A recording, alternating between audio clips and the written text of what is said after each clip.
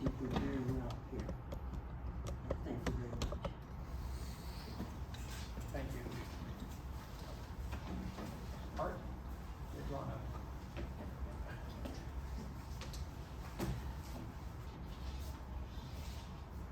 Hello, my name is Art Madrano.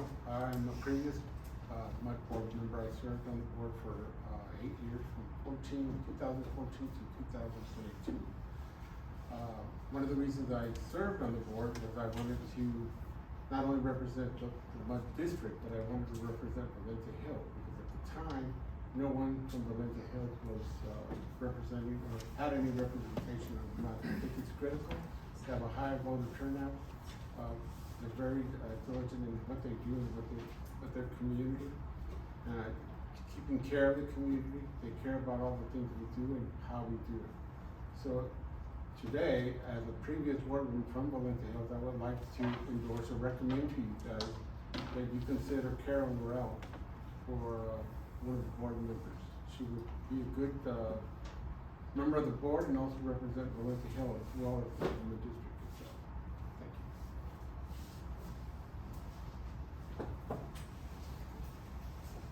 Next speaker is Chris Rocco.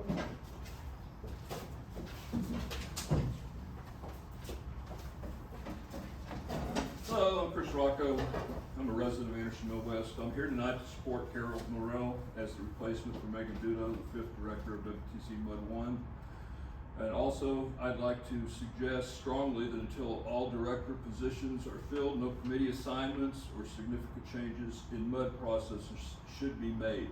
Wait till the 5th director gets on there. And I wish the gentleman that was here just left about talking about deed restrictions that we didn't have any problem with deed restrictions until Linda got on the board and started basically changing the way things were done. We've had no problems. Everybody understood how they worked. Sage did a good job of visiting with the residents, discussing the basis for the problems that we were having. I just hope everybody realizes that property values are a function of how well deed restrictions are enforced. Thank you very much. Thank you.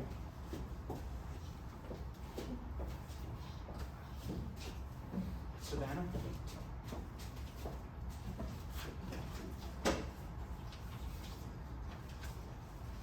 You state your full name. I'm sorry, my full name? Yeah, state your full name. My name is Savannah London. I am also a resident of Andersonville West. I'm also here tonight to support Carol Noel as a replacement for Megan Dudo, the 5th director of WTCMUD1. And then also, I would like to recommend that until all director positions are filled, no committee assignments or significant changes in the processes should be made. Thank you. Thank you.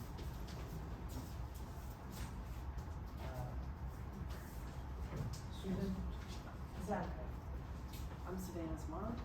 I've been a resident of Park Forest for 28 years. And I'm here tonight to support Carol Norrell as a replacement for Megan Dudo, the 5th director of WTCMUD. Until all director positions are filled, no committee assignments or significant changes should be made in the MUD process. Thank you. Sylvia Rocco.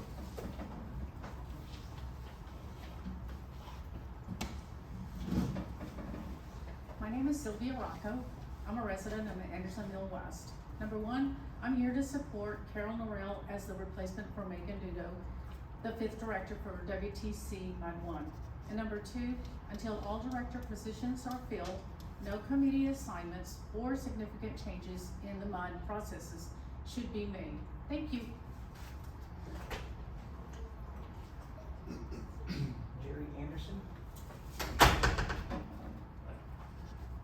My name is Jerry Anderson, and I'm a resident of Andersonville West.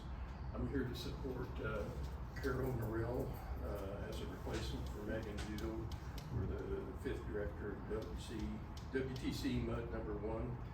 And second of all, I hope that no significant changes in the MUD processes will be made or committee assignments until we get all the director positions filled.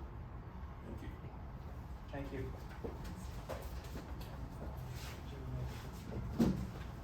Cynthia Kimball.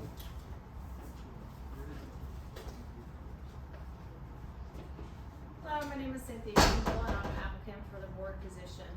Apparently, I didn't get the memo that everybody else got about supporting Carol and asking for no committee assignments to be made.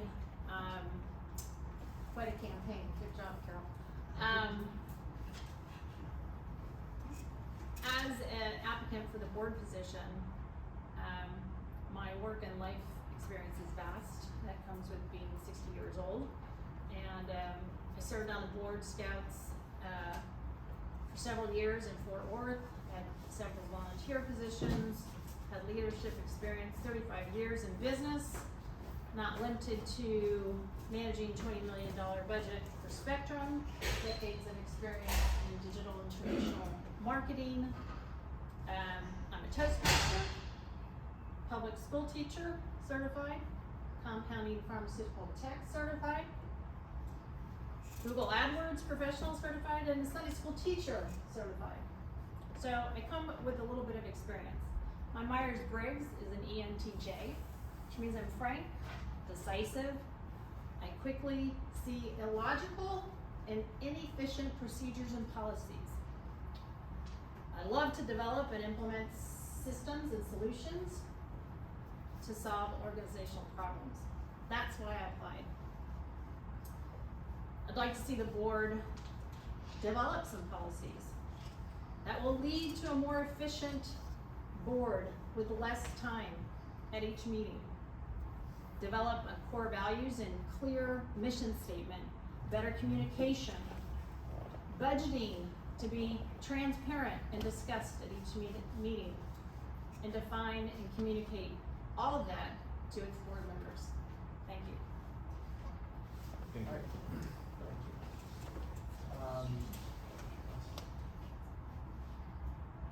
I'm gonna say the last name Grappelin. I can't not read your first name. Kaplan or Grappelin? That's Kaplan. Okay, Kaplan. Okay. Good evening, directors. I'm Alan Kaplan. I applied for the open position, and obviously I would like you to appoint me. I have more than probably 60 years board experience, 23 years Boston Community College Board, 8 years at the Downtown Alliance Board, and my congregation chair me, right down the block, 8 years.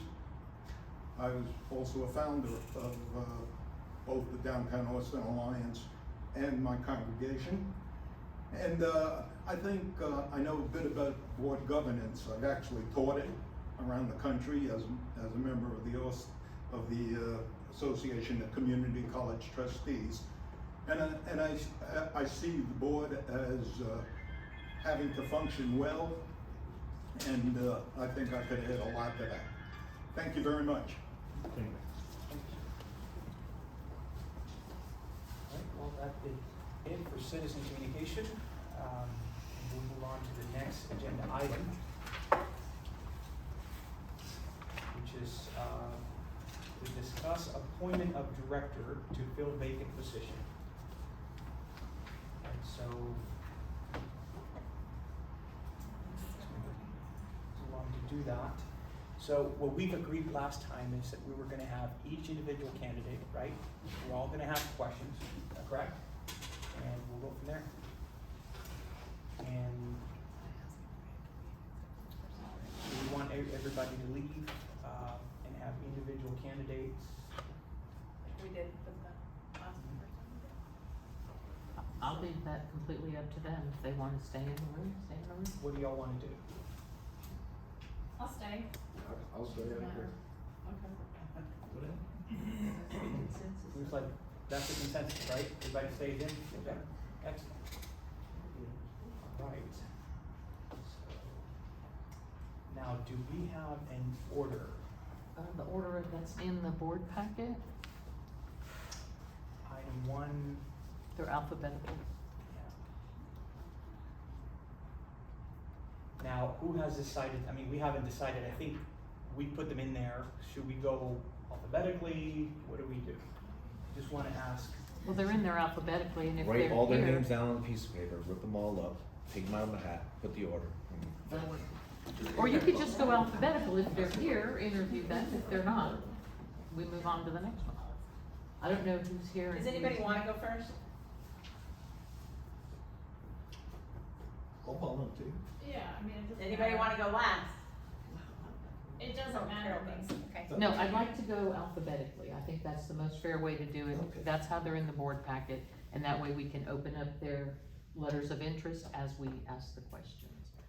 I think it's, I'll my second only that. concern is that if we're gonna ask the same questions, I think it's better that they're not in the room. We already asked them and They they don't can, mind, and they it's- don't You know mind. what, we're the It's, board. it's a public meeting, and they can go outside and listen to it, although it's not streaming the video, the audio is, so. There's no secrets here, You wanted secrets when we were hiring. I said there's no secrets here. alright, so should we go alphabetically? Yes. I would say David. yes. Are you okay doing that? By their last name, that'd be fine. Let's go by their last name. Alright, I think we're gonna call the first one on the list, Did we agree on some, can we go by the list with the? I'm just gonna go down the list. Okay. If y'all agree with that, let's just do down the list. Easier, right? Yeah. Are y'all okay with that? Yes. Alright, Whatever good. you say. Let's go ahead and start with Alan, please. Kaplan. I made this chair available for you, so you don't have to stand I up. get to get a chair. And if there's a green light flashing on that, then you're ready to go. Thank you. Alright, so we're gonna start with, Director Flores and then work our way back And then down. the next time go this direction? That's Do that. perfect. Okay. Thank you, Mr. Kaplan, for joining us this evening. Thank you. Just wanted to ask, if you were appointed, to the board, what committee would you be interested in sitting down? Where do you think your strengths are that you can contribute here to the board? And do you think that committees should make decisions for the board or be advisory to the board? Well, I think my strength is probably financial, and, auditing, which I happen to have some experience on. But also, I think that as far as the committees, I think the committees, should not speak for the board. I think 3 votes should speak for the board. And that the board ought to speak after 3 votes, and that that the board should always speak with 1 voice after a vote. And I think that's bottom line of board governance, is that you should have your position debated, and after the votes are taken, the board should speak as a board. And I think the board committees, one of the things I think I'm going to be interested, if I should get appointed, is communications. And I'm a big proponent of transparency. And I think as an elected board, even though this would be an appointed position, as an elected board, you have responsibilities to your constituents. And I think very much for complete transparency. I don't think there ought to be very much in the way of secrets, though I understand the law allows executive sessions for litigation, personnel, and those types of things. I think that should be limited as much as possible. I hope that answers Yeah, your question. absolutely. Thank you. What positive actions would you like to bring to the district? Well, one would be more communication with the homeowner, with the constituents. I think it's hard because, you know, you're an elected body that generally doesn't get a lot of votes, and it's at the bottom of the ballot. And so it's hard to get people interested, but I think there should be ways now to get more communications out. I would talk about newsletter, I'd talk about, using the resources the district has to get out what's going on in the district. And I think people would appreciate that. That don't necessarily mean they'll show up to all the meetings and vote, but I think that they should know. And homeowners here, 1,900 homes or some approximately, there should be more participation in decisions. And I think communications and better communications would be an important point. I would agree, we'll agree with you. Thank you, sir. That's it, that's all I have. Your letter of interest states that you were on the ACC Board of Trustees for 18 years. Can you tell me what the ACC Board is responsible for, and what was your role as a member of the board? Yeah, well, I was elected 4 times. In 1994, 2000, 2006, and 2012. Left the board in 2017, January 2017. I served vice chair of the board 3 times and secretary a couple times. Basically, the board, Boston Community College Board, is one of 50 districts in the state. It's an elected board. We had a 6-year term. As I used to say, us and U.S. senators, but had 6-year terms. We were responsible for the policies of the college and the college district. We very really, of course, we were obviously the #1 responsibility was to appoint, hire, and fire the president and CEO, now a chancellor, and that was the #1 thing we did. Of course, we were responsible for passing the budget. And when I left the board, it was about $440 million, I think. And it's higher now. We were also responsible for tuition and what the rates were for students to attend. We were also responsible for setting up programs and being for student success, making sure our students completed. And of course, with another big responsibility, which I was kind of the forefront on, was building campuses. When I was first elected to the board, ACC had 5 campuses, 21,000 students approximately. And when I left the board, we had 11 campuses and 70,000 students. So the responsibilities were enormous, but we did make sure that our president and the administration knew what we expected of them, and we reviewed them on a yearly basis. That's a great answer. How much do you currently know about the business of the MUD? Have you been watching from home, and if so, for how long? How have you been involved with your neighbors or the greater MUD most recently? Probably about 16 or 17 years. I guess we moved into the MUD. I'm fairly familiar what municipal utility districts do, or what they're supposed to do. I'm familiar. Obviously, I pay a bill. I just put it in the mailbox. The water bill and the fire, etc. I understand that the district, contracts with Cedar Park for services, and so I'm aware of that.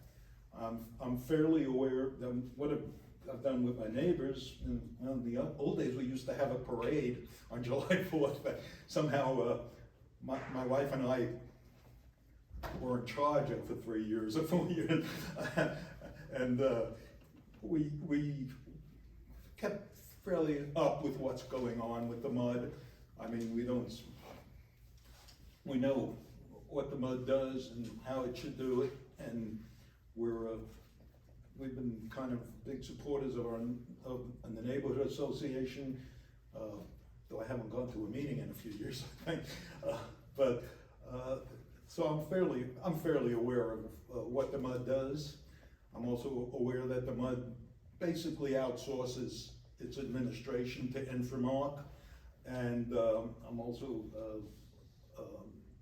aware that there are other vendors that the MUD has to take, and whoever you finally got to clean the mess up, thank you. I know you all had a problem with your first vendor on that, and so looks pretty good right now. Thank you. So tell me this, what do you think the top priorities of this MUD should be, both financially and time-wise? Where do you see room for improvement in this MUD? Well, obviously, I am sort of a fiscal conservative. I think the MUD needs to live within its budget and within its revenue, and I think that's important. I think you want to give the people in the MUD the sense that, okay, we can handle this. When we have a problem, and I know we're having is it a lift problem now? Lift station? Yeah. You know, there's money that needs to be spent, but you also want to make sure that you're not going to make the housing situation worse than it is here in this area. So I think that the MUD should function basically as a government, and should be aware when there are problems. I know there's concerns about the young lady had, the young gentleman had about deed restrictions and things like that. And I think that's an important thing to be aware of. I'm not sure that I would not go into the legalities of that, but I think we need to just generally make the citizens of our MUD comfortable with the fact that problems will be taken care of and things will work out and will be paid for. Well, then I have only one final question for you. As I'm sure you are aware, there are sections of this MUD district that have an HOA, and there are sections that do not. What are your beliefs about the MUD using tax dollars for enforcement of the sections of the neighborhood that do not have an HOA? Do you believe that the sections that do have an HOA should be using the dues they pay for their deed enforcement, or MUD tax dollars? I probably can't get much into the legalities. I'm not an HOA fan, just generally. I know there's been a lot of, obviously, litigation and thought around the state about HOAs. HOAs can be very restrictive, and in my opinion, sometimes get into the property owner's business, and I'm not a fan of that generally. But HOAs are a legal entity, and under state law they have some standing. So I think it's hard to say. And I'm not in an HOA where I live, okay? But we have a neighborhood association, so we can advocate potentially for things. You know, there's Valente Hills, and then there's Lakeline Oaks here that do have HOAs, and I would be not tempted to mess with it much, but I think we need to understand property owners have rights also. That's all I have for you. Thank you. Thank you. All right.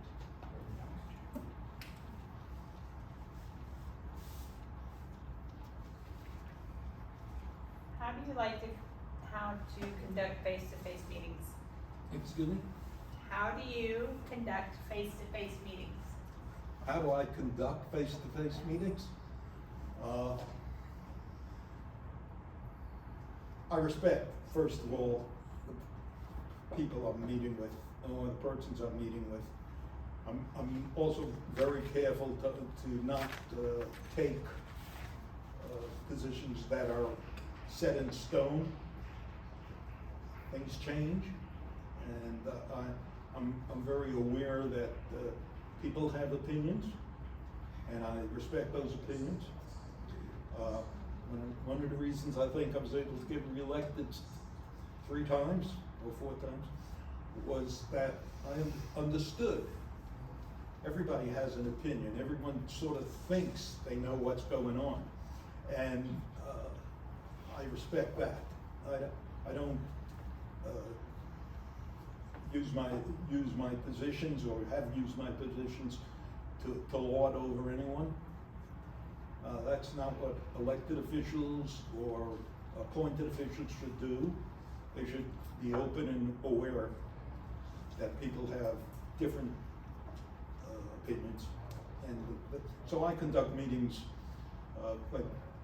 but that is also not to say that I don't believe that I'm more a pragmatist, I guess, than anything else, and I believe things need to get done at some point, and so, you know, you can have meetings about an issue forever and never get it solved, but there comes a point where you're the person who has to make the decision.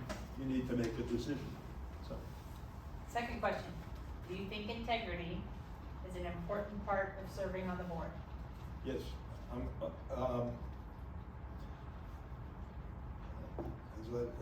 As one of my colleagues used to say, I was elected 4 times, undefeated and unindicted. And so I believe that you have a ethical and important point to be a person who people can trust and know that when they say something, that's what they mean. I try not to get into the politics of, you know, are you a conservative, liberal, Democrat, Republican? You know, that's really not what local government should be about. And so I'm a big supporter, big thought that local government needs to be touch their constituents, and if you are trustworthy, and if you can talk to someone and they know what you're saying is the truth, and that you know, I believe that. I think that's you know, integrity is everything. If you're not going to be someone who people can trust, you're not going to be able to do the job. It's just that simple. Thank you. I have one more. How much do you think that it matters to have the public support for the person who fills this position? I think it's important. Yeah. I think, you know, I guess it's because I've spent so many years being a policymaker on different boards and things, that you have to build that trust, and it's everything. Because if you don't, what you do is not going to matter. It really, in the end, it's not going to matter. So. Well, you've done that with this neighborhood for a long time, so I really thank you for that. I mean, I remember when my kids were little, so. Thank you. When you did it all. Anyway, you got anything? I do. So with your experience, working with ACC and boards and teaching about conducting boards and meetings, what qualities make a great board member? What quality? I think that, you know, the thing I do best is I get along with everyone. I really do. When I first joined the Austin Community College board, it was a fairly divisive board. I understood that I couldn't fix that myself, that I had to have the cooperation of, well, 9 board members, or at the point, and it took 2, 3, 4, 5 years before that board came around to trusting each board member and understanding that, that's important. And I think it's what I do the best, besides start organizations, and found them. I think I do the best working with folks, and trying to make everybody feel that they're important and that they can participate and be part of the board in this case, and that no one person is gonna be able to change things, because that's not the way government works, just isn't.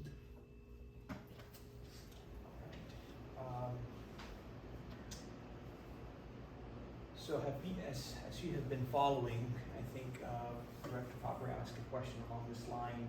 You've watched some of the issues that we've been having for the past couple of years, right? Sure. So my question to you, why the interest now?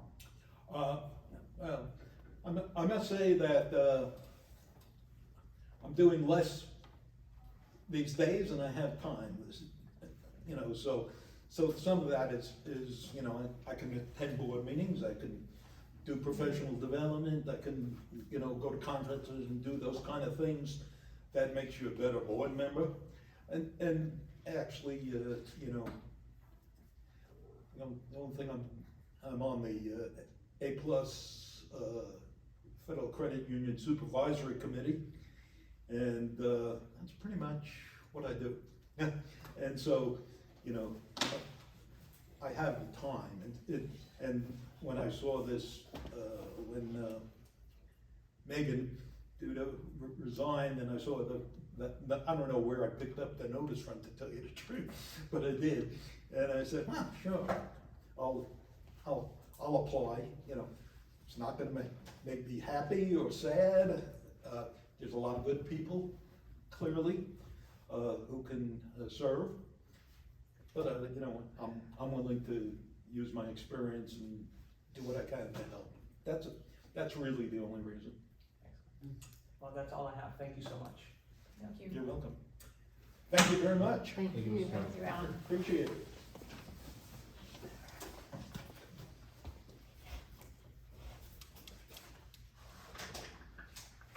All right, so we have number 2, Carol Norrell. I didn't think Noel was that early on the list, okay. It's by first name. Oh, okay. That's fine. That's fine.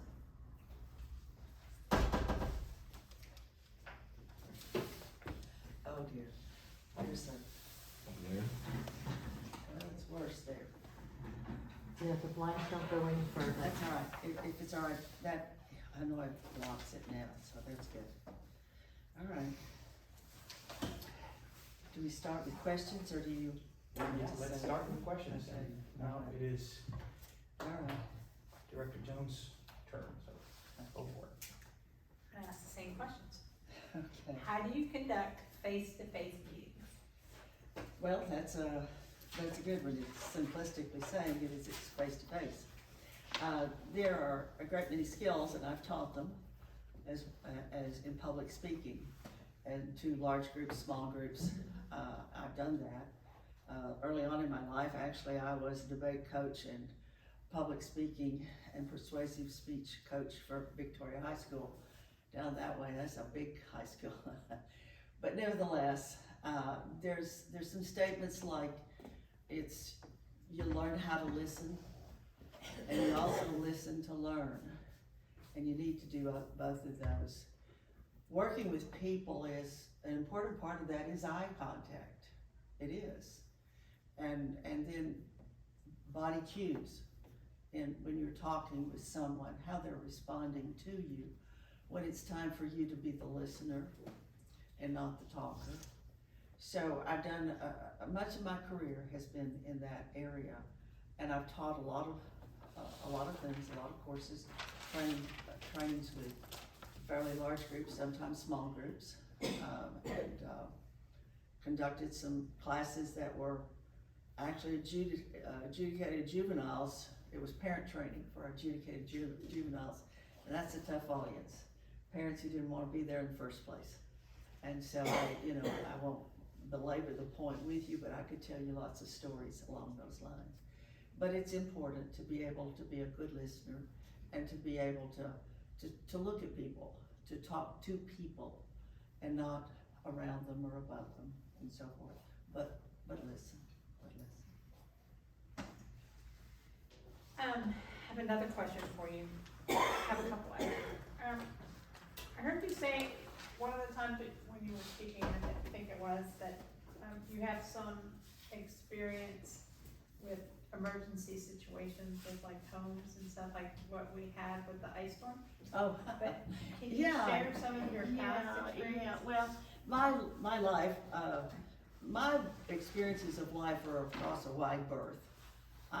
I've done a great many things in a lot of arenas, business-wise, as well as public service and so forth. But a huge part of my early career, even when I was a teenager, as far as that goes, we had a contract, a bunch of us teenagers, of cleaning brand new homes.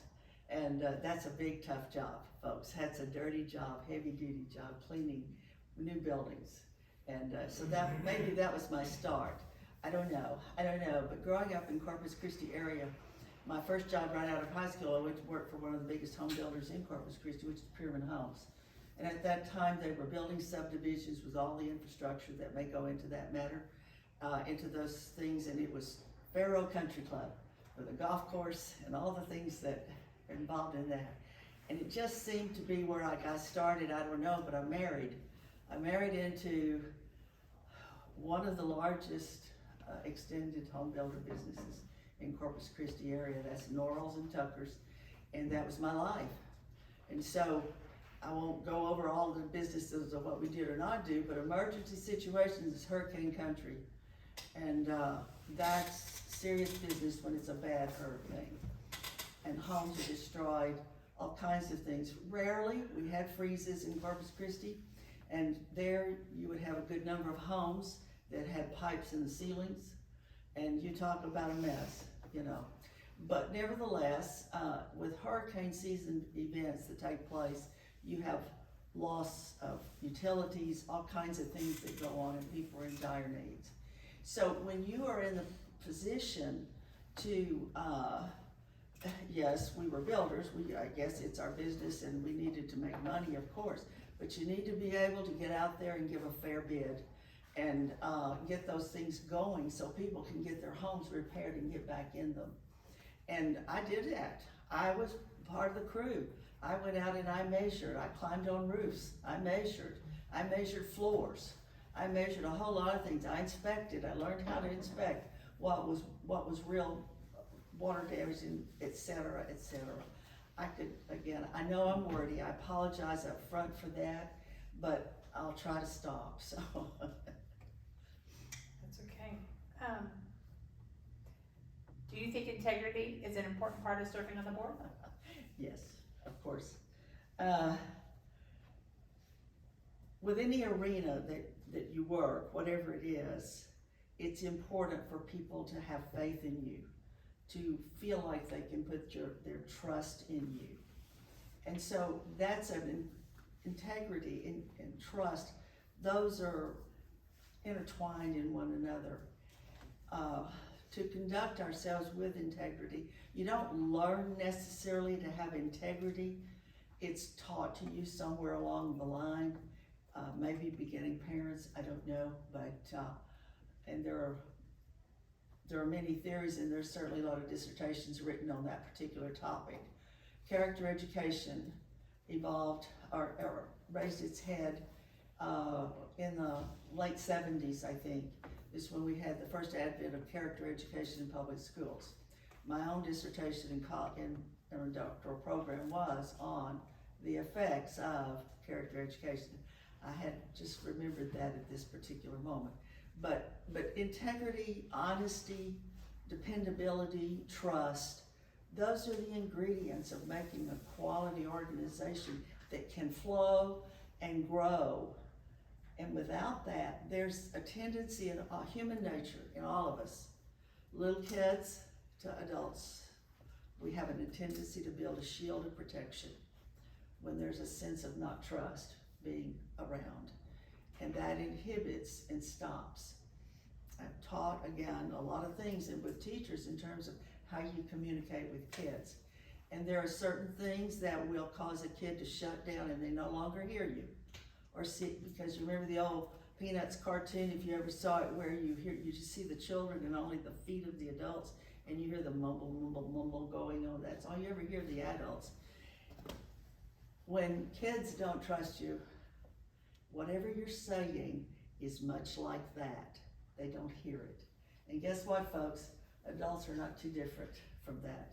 So trust, integrity are outstandingly important. I have another question. With the boards that you've been on, what do you think from the past boards that you've served on? How do you think you can bring that to this board? And your mentoring, if you can put the board and mentoring together, because I know you've done a little bit of both. Okay, all right. Well, yes, I've been on a number of boards.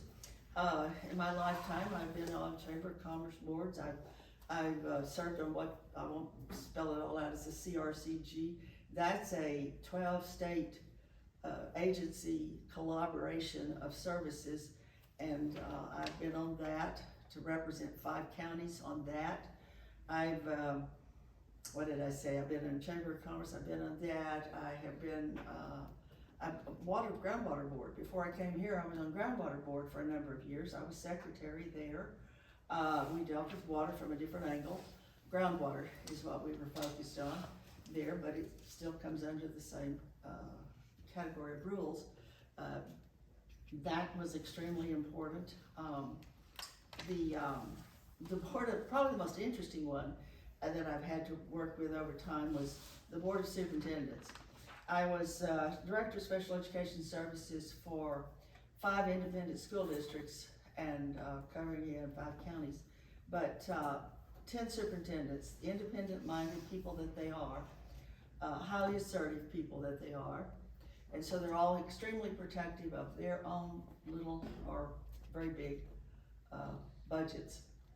And funneling into me were federal funds for services, which in a cooperative, you do that because of services that are needed, and you have to find them.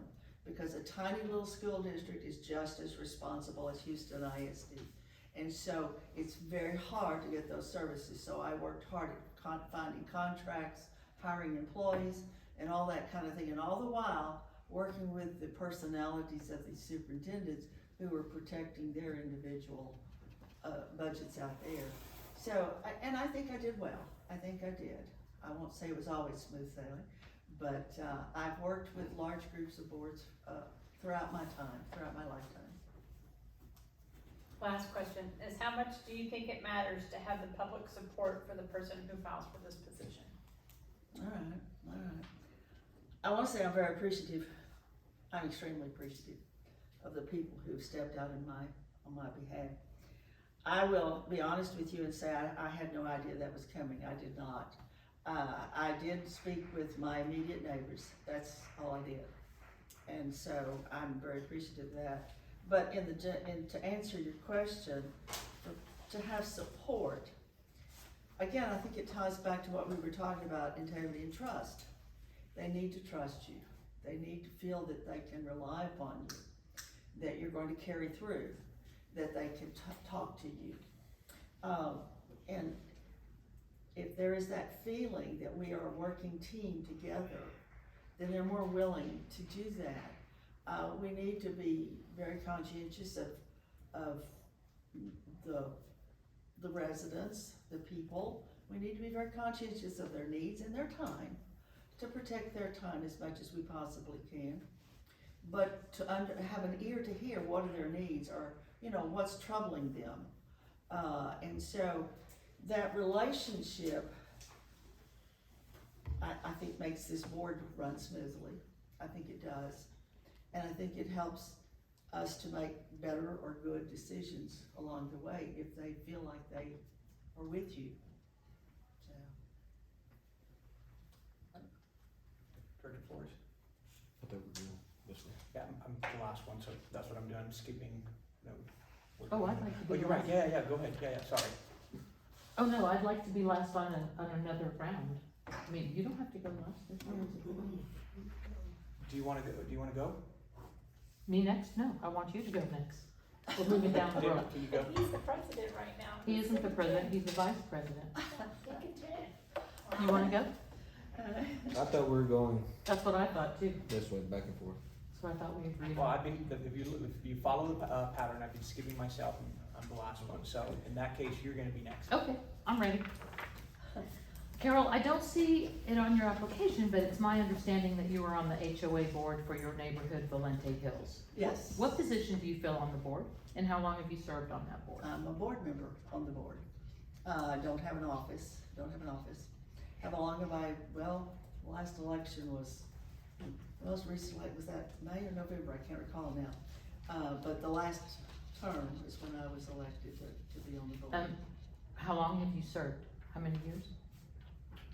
Is it 2 years now, I believe? I think it was 2 years ago that the election was. I don't live in it, I don't live in your Well, HOA, I so I don't know. apologize to you. 2 because years? I Okay. really hadn't thought that through. Exactly. Because when I looked on Valente Hills, it says you're the secretary and the treasurer. Do you hold that role? I wasn't aware of that.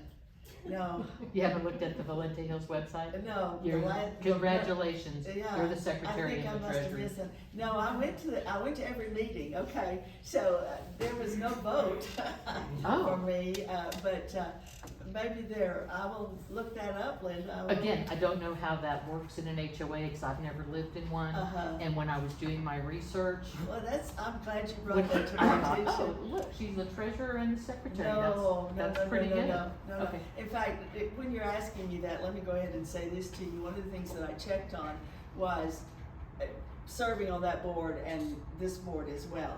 And certainly with the Valente Hills, I talked with them and they said there is no governance issue there at all, and they were fine with it and hoped that I would not leave. And I said, well, most likely that if I will be chosen to fill this board position here, I will relinquish my position on the Valente HOA. So Why would you make that decision? this is a very busy job, and I'm guessing one of you is going to ask me some more questions about that. This job requires more than just showing up for the meeting. It requires that you do lots of homework. It requires that you stay up on what's new from the legislature.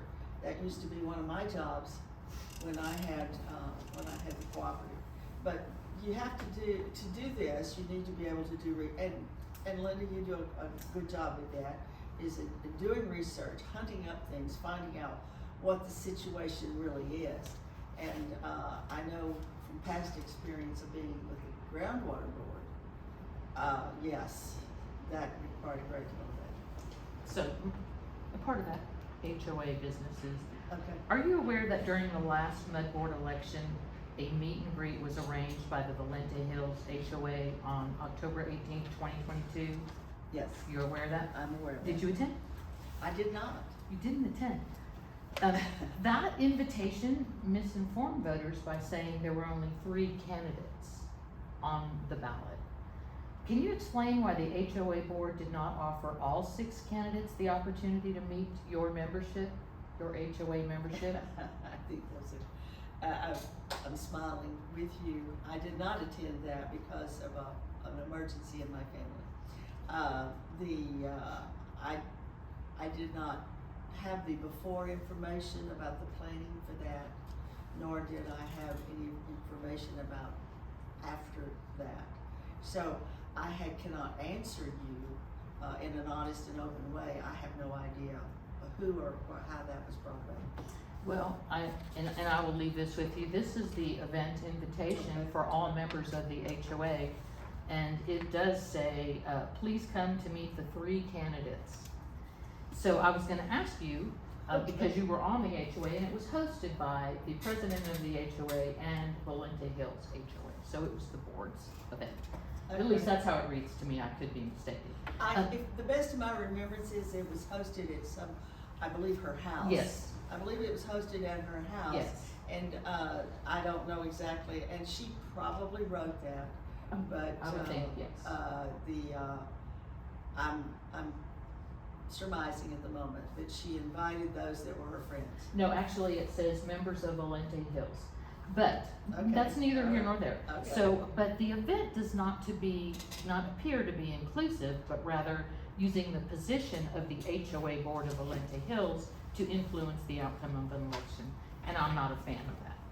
As Well, you might I think expect, that- I'm not a fan of that.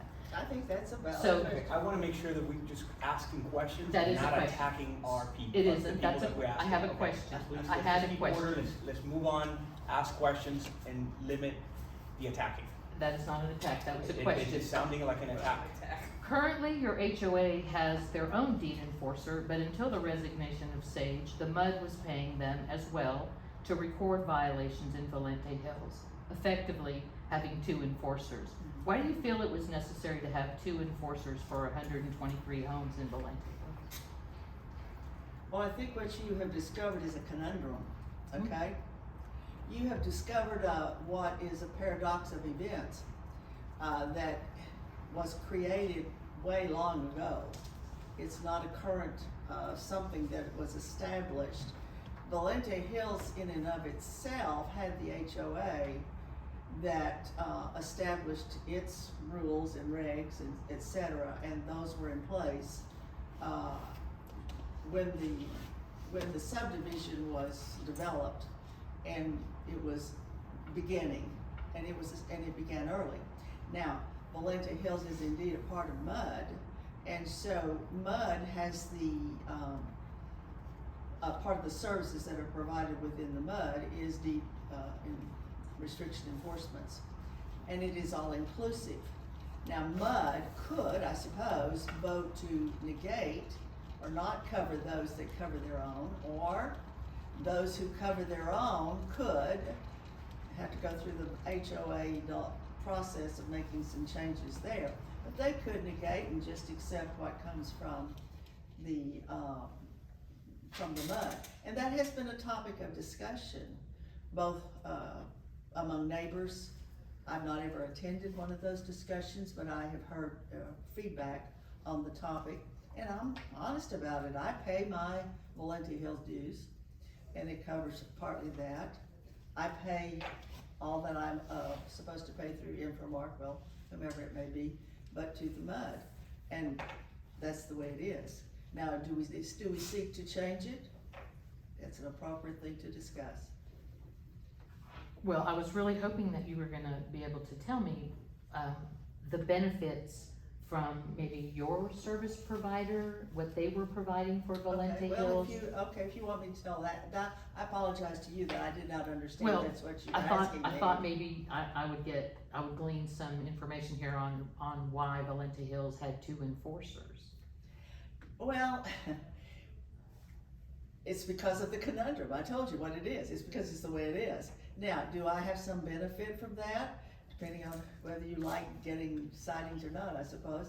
I've had one, and I was a brand new resident just out of the hospital, barely standing and walking, and I got one of those little sweet flyers in the mail. And I thought, what the is this? You know, and someone said that, and it was a picture and said you could see my garbage can. And I thought, no, it's not, it's in the garage, what's the deal? Lo and behold, guess what I discovered? There was another garbage can on the side of my house that didn't belong to me. But, you know, there was the picture that it came through Valente Hills, it did not come through the MUD. And to my knowledge, well, I know I've never received another one from that, so the only one I ever received in my lifetime, or being here, has been through Valente Hills, not from the MUD. Okay, I'll move on. As I'm sure you are aware, there are sections of this MUD district that have an HOA and sections that do not. What are your beliefs about the MUD using tax dollars for enforcement in the sections of the neighborhood that do not have an HOA? And do you believe that the sections that do have the HOA should be using the dues they pay for their deed enforcement, or should MUD tax dollars pay for them? Well, I think actually that in fact, I believe a speaker came here once to speak to the MUD about it, if I'm remembering correctly. We were the ones who brought this matter to the forefront. Valente Hills was the one who brought this to the forefront. And the question was asked through the HOA person who was here at that time, or at that meeting, we would like to find some way to resolve this. Because in theory, or in reality, we are in Valenti Hills paying for 2 services. And do we get a benefit out of that? I'm not sure, that's questionable. Valenti's a very nice neighborhood.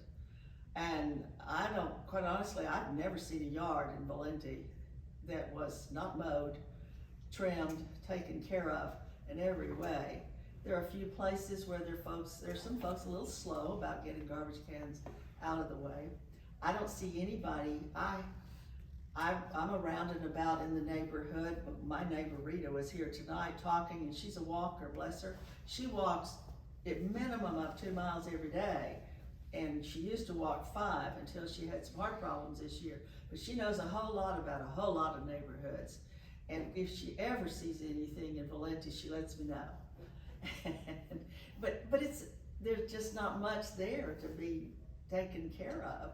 So as far as the MUD's effort, they've probably really not had to do much in terms of what they've looked at in Valenti. Well, yeah, and you are an HOA section. That's correct, So, that's correct. do you believe the sections that, don't have an HOA, Okay. that your tax dollars should be used to enforce restrictions in those sections? Are you talking about my tax dollars? Well, your tax dollars pay for it. Okay, all right. Your question is, do I think my tax dollars should pay for those subdivisions who don't have an HOA? And not just yours, let me be I clear. understand. The I understand. collective we in The Texas. collective we, but you are primarily focusing on those who do have an HOA. And let me say this to you, Linda. I shouldn't use the word again, and so I won't. But it is in its own way, a paradox of events and of services that are provided. It has been addressed, particularly by Valenti Hills, that we are paying, in theory or reality, we are paying taxes in 2 places for 1 service. And so, yeah, I would like to see us get a break. But your question is, I think it's fair if those of us who have HOAs, is it fair for our tax dollars to be spent over on those who don't have an HOA? Well, in the broad picture, in the scope of appreciating what our service is as a MUD, one of those, I won't go through the whole list, but one of those is to maintain property values. And what happens across over there and over there, in its own way, has an effect on all of us in every one of the communities that we live in. So there is the collective we. We do have a responsibility beyond my little postage stamp yard, okay? We do. And that's not just our dues to take care of our yards. That's our whole community of services. That's our whole community of collaboration. That's our whole community of a good place to live. And so, yeah, I'd like to see us work it out where I could get a break somewhere along the way, you know. But I'm not gonna battle over that one because I think there is benefit to us all for what we have right now. That's all I have for you. Okay, thank you, Linda.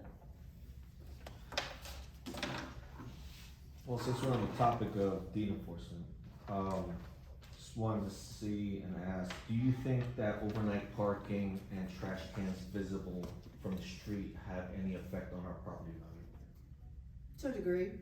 To a degree. Is it going to drastically damage your property value to the point that nobody wants to buy your house? No, but I will tell you this, any realtor who takes his customers, and I know a great deal of realtors, work with them a lot, when they take customers around to look at houses, one of the things they're looking at, how many cars are on the street. I have heard realtors say, well, back up, let me say it come out in conversation, that it said, well, come drive through the neighborhood after dark and see what the difference is in the daytime. People who are serious about investing in homes, if they're wise buyers, they will look at more than just the the redecoration inside the house. And, I know myself, I've lived a life of being a home builder, a home repairer, and, when I first came to this area to move, making the decision to move to this area, I lived in an apartment, collectively in an apartment in Austin for 3 years while still living back home because I still had duties and responsibilities there. So I was back and forth. So for 3 years I was studying where did I want to buy property. And I looked at outlier areas and communities and various things and visited all kinds, David. And you like outliers, because in my heart, I'm still a Texian, okay? I like a little space, but I live on my postage stamp lot yard, you know.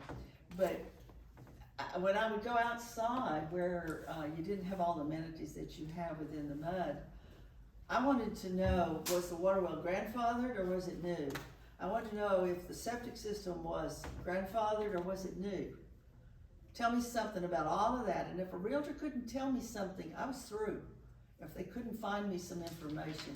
So when you ask me that question about affecting property values, yes, to a degree, what parks on the street has an effect on it. I should have rephrased it, sorry. It's because we're here and things affect our taxable property value, not our property value that Okay. was sells. The enforcement is to protect the taxable value of our homes. So, Okay, and, okay, well, there's a difference between property Okay. value and taxable. You're right, I agree with you. There are 3 different kinds of values that are placed on your property, that's true. So if appointed, what committee would you like to sit on? Where do you think your strengths are? Oh, David. And do you think that the committee should make decisions for the board or be advisory to the board? The committee should be advisory to the board. Now, well, that's a correct statement, just flatly there. The committee should be advisory to the board. The decisions is at the board level, okay? But I think a wise board will listen to a committee. I think committees are right in bringing recommendations to the board. Yeah, I've seen that repeatedly from government, high-level governments on down. I have seen that a committee make a report and we make the recommendation today that such and such be made. And so, but that's a clear difference. So, did I answer all of it? What committees would you like to? Oh, yes, you asked me that. You know, I went through the list and I didn't get much information. There are 14 listed. That's an awful lot of committees lines. And I had asked a former board member, I said, why are there so, and particularly where money matters were concerned, but why are there so many of these committees? And of course, that particular board member, a past board member, said to me he didn't realize that there were that many. And I don't know if they've grown over time or what. I would be hard pressed today to tell you I want to be on this or that committee. If you're asking me what are my strengths, did you also say that as well? My strengths, I've dealt with budgets for a long time, David. I've developed them, I've run them, I've staff that takes care of them. I'm fairly good with budgets, running finances and so forth. But I also think, David, I'm pretty darn good getting along with people. And I mean that sincerely. So do you think that you'd be interested in dealing with the residents? Because I think there's a big issue with residents moving to this district, not knowing that they live in a MUD district, That's that true. they live in the city of Cedar Park. Yeah. Huge. Everybody I talk to that's new, oh, I didn't know I was in MUD. So would you be okay with sitting on a committee to talk to these people to say, hey, this is where you live? Because I think that communication is very much needed. I would be delighted to do that kind of thing. I smile when you say that when I bought my home, I went through all the nitty gritty and I'm a reasonably smart buyer. I don't say that I'm the smartest one, but I ask all kinds of questions, and realtor has an obligation to reveal all kinds of things. And it was there in plain language, it was there, MUD. And I asked that question, what is a MUD? Well, the explanation came, okay, that sounds fine, you know, coming out of an atmosphere of living a lifetime in the country where I took care of the water well myself, and if a pipe broke, I fixed it, you know, this was a whole new world. So I was becoming a city girl, you know. And, but I was introduced and I asked a few questions. Okay, fine. I talked to the realtor, I say my realtor. I talked to him in this process. I asked him some questions here just the other day. And I told him, I said, you didn't explain this well enough to me. Most realtors don't. Yeah, well, because They wanna sell the house. They wanna sell the house, David, Exactly. I understand that. But Okay, yes, that's all the questions I have, okay, thank you. all right. All right, so my question, what role do you think you would play on the board? Role? Yep. Well, I hope that I would be a stalwart board member, that I would be a conscientious one who would read the documents. I'm concerned a little about what I seem to pick up. I don't see it in print, but my past experience on boards was that everything had to be in for the board packet by a certain time of the day on a certain day. And nothing came in after that. And so then I had it there to read and to study and to build what I was, or to ask questions about something I didn't understand. But and perhaps I'm wrong, but I seem to hear that things come in at different times. And so if I were on the board, I would like to seek to that end, that we can get our stuff together and get it in, so we can all have a fair chance to work with it. I'm pretty good at agendas. I think I'm honest. You know, in preparing for this here, I thought to myself, what in the world can I tell you or expand on that I haven't already told you? And part of that, what I did was, and I had a list. If I were to be able to give you a speech tonight of all the things I did in preparing for this tonight, but one of those things I did was a self-review. I wanted to look, how have I presented myself to you all? You know, I'm not sure how y'all have all received me. And it was soul searching. It was, I talked with a counselor about it. I did some praying about it with someone. I hope and pray that I presented myself to you as an honest, conscientious, hardworking person. That's what I've been for a very long time in a lot of arenas. And that's what I'll be here.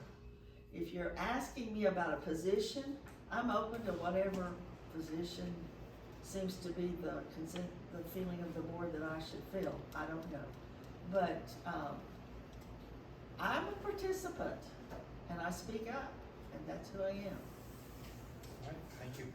And my last question is, what qualities make a great board member? Okay, qualities of a great board member. Well, certainly we talked a great deal about honesty, integrity, trust, building trust. These are extremely important for any elected official. People have got to believe in them, or else they don't elect you again. That's the way it works, you know. But if they've got to believe in you, they won't follow you. They won't cooperate with you. It's proven, research shows us that in the school world, yes, school teachers are, you know, grossly underpaid. But if they feel that they're appreciated and respected and wanted, they will work their tails off. They will, and they will burn the midnight oil night after night, doing things for kids, if they have faith in the administration that they're working with. But when that breaks down, that's when teachers become legalistic. Clock says I can go home, I'm out of here. I don't stay late anymore. It's just the way human nature is. And so, you know, when you ask me that question, we've got to have that kind of a relationship that we can present and be and around. And what Mr. Kaplan, or Honorable Judge Kaplan, said earlier, that communication, these all are intertwined, they're ducktailed together. They don't exist in isolation.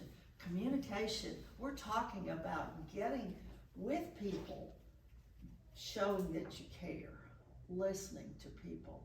Those are extremely important things. Okay, that's all I have. Thank you. Thank you very much. Thank you. Oh, did you? done. We gotcha. Thank you so much. Okay. All right, next is Cynthia Kimball.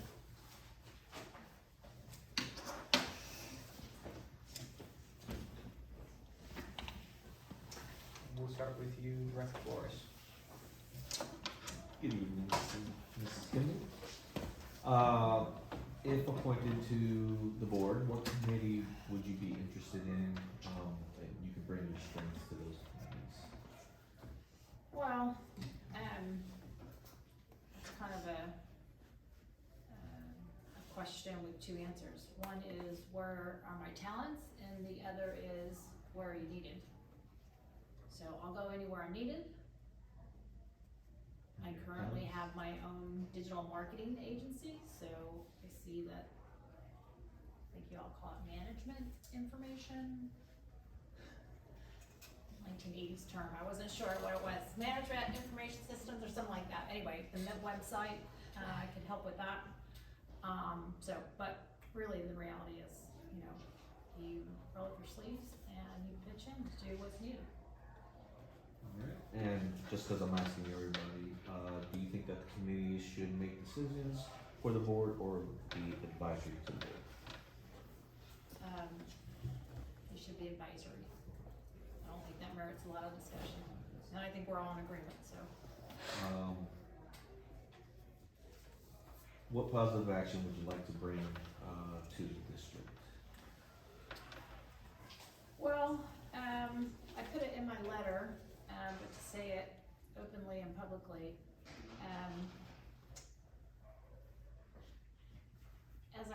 as I begun to get involved with the MUD and understand who it is as an entity, why it is, how it functions, it's really not easy.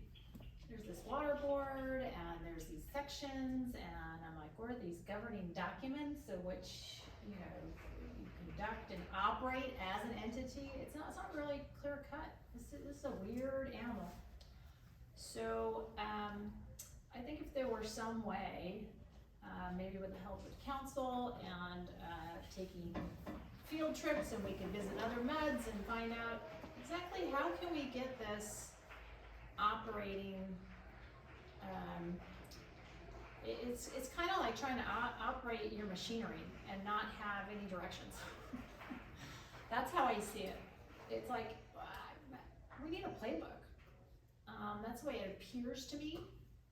I haven't been doing this nearly as long as some of you, but so if there's a way to do that, I think that would be a huge help, which in the end would result in a clear mission statement. Who we are, what we're doing, why we're doing what we're doing, and then falling in line, how does the budget fit with that?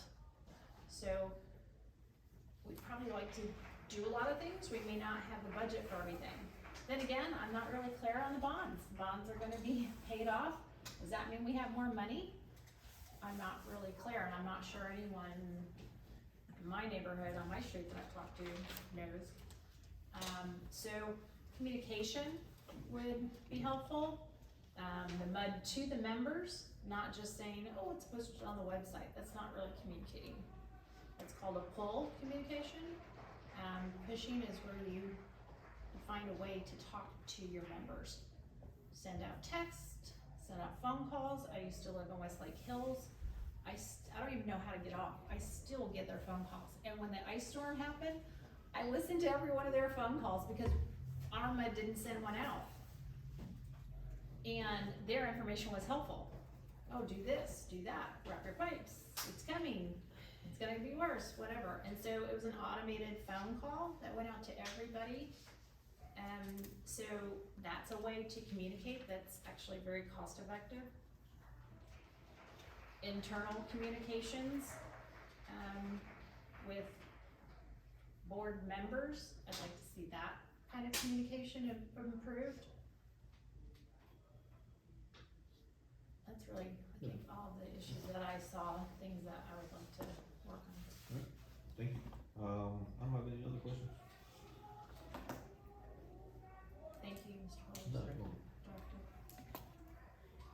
Your interest letter included 4 points of improvement opportunities, which begins with reevaluating the mission of the MUD and prioritizing based on the explicit purpose of the MUD. What business areas do you see that the board is spending time and money on that are not directly correlated to the primary purpose of the MUD? And if you'd like to define what you feel is the purpose of the MUD, I'm listening. Well, that's, answer is also twofold. One is, as a member, I'd like to make sure that my water is working well, and that comes in, I think, 3 different forms: our wastewater, our septic, and our drinking water. So, there's technical terms for that, but, you know, that's how we all think about it as non-med people. So, you know, I mean, as a member, and realizing that some of my money is, my tax money is going to this district or district, and you guys are decision makers, I'm like, I wanna make sure as a member, you guys are taking care of my water. All 3 of those parts, and I don't really know what the board is doing. I don't think the board has been effective in communicating that to me. And I've been paying attention. So I've heard some problems, but there's still a lot that I don't know. And I try to garner information off your website, which is convoluted. It's horrible to navigate. I can't find anything that I wanna know about. I'm sure it's all there, because I've heard Mackenzie say a million times, it's on the website, it's on the website. But if we can't get it, you're not communicating. And this is my business.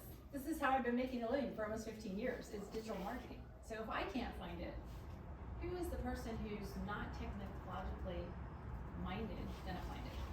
So I think I got off track. So what did I want?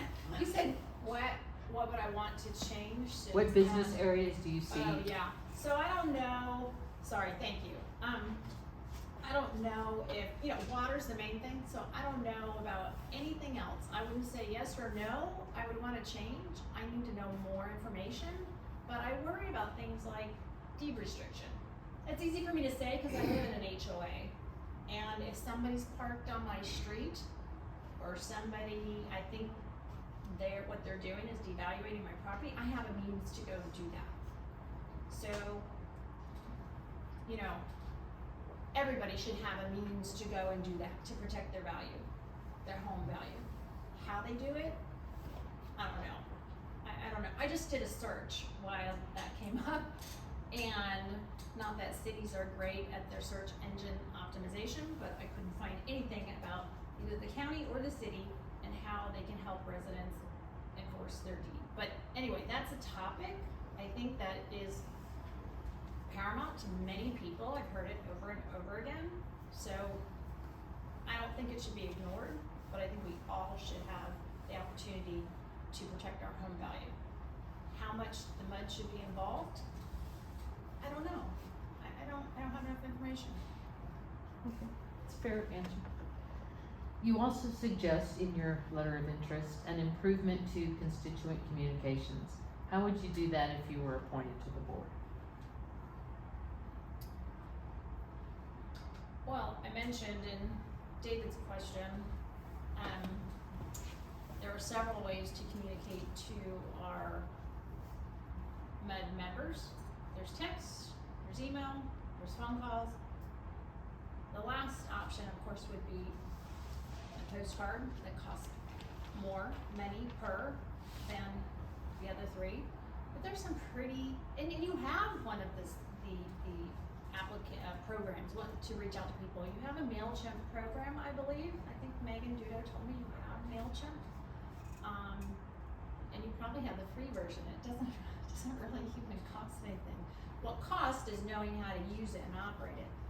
And it's not that complicated really. So, I mean, and whether I'm appointed to this position or not, I just want to state for the record, I'm happy to help any member of the board, our attorney, our police officer, anybody. If you want to know, if you have anything to do with MUD, you want to know about your MailChimp program, I will help you. Because it's important to communicate. Like, I wish I had gotten an email from the MUD about the last ice storm. you just wanna hear from you.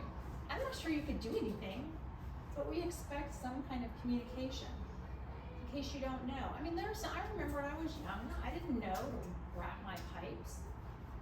I have several elderly neighbors that can't do that. I help them, but, you know, maybe we can develop systems to help and build this community. Did I answer the question? You did answer I that get question. sidetracked here. Thank Okay. you, you did. I have one final one for you and then I'm done. And it's the same one I've asked all of them. As you are, I'm sure you're aware, there are sections of the MUD district that have an HOA, yours being one, and those that do not. What are your beliefs about the MUD using tax dollars for enforcement in the sections of the neighborhood that do not have an HOA? Do you believe that the sections that do have an HOA should be using the dues they pay for their deed enforcement or MUD tax dollars? Okay, there's two questions. The first part is, what do I believe about the MUD using tax dollars to enforce deed restrictions? So the first question, I don't know what I believe about that, in the sense that, I don't know what we're spending. And what are we getting? You have to give me more information. How much money have we been spending annually, monthly? How many complaints and violations do we get? How much does it cost us to enforce that? Have there been attorney fees associated with enforcing that? Is there another way to enforce that? What is this? And I don't know, you all probably know, but the city of Cedar Park or Williamson County, or are there other avenues, small claims courts, to enforce? And deed restrictions is a very nebulous term, in my opinion. What are we actually talking about? Weeds? Are we talking about somebody smoking weed? Right? I mean, like, there's a whole lot of, is it, you know, one car out on the street, or are there 6 cars outside somebody's home overnight, every night? So some of this needs to be quantified. And perhaps with, I don't even know what our restrictions say, but because I have an HOA, so it doesn't affect me at the moment, but maybe there's a way to reduce cost by getting more clear on actually what is being enforced and covered. Maybe there's some things that can be handled by the county, maybe some things could be handled by the city, maybe the MUD would get involved in other things. Maybe citizens can learn to talk to one another. Maybe there's an education system program, campaign that we could develop about how to help each other keep our values high. There's neighborhood watch for crime, why not neighborhood watch for our deed restrictions and to help everybody keep their property value up.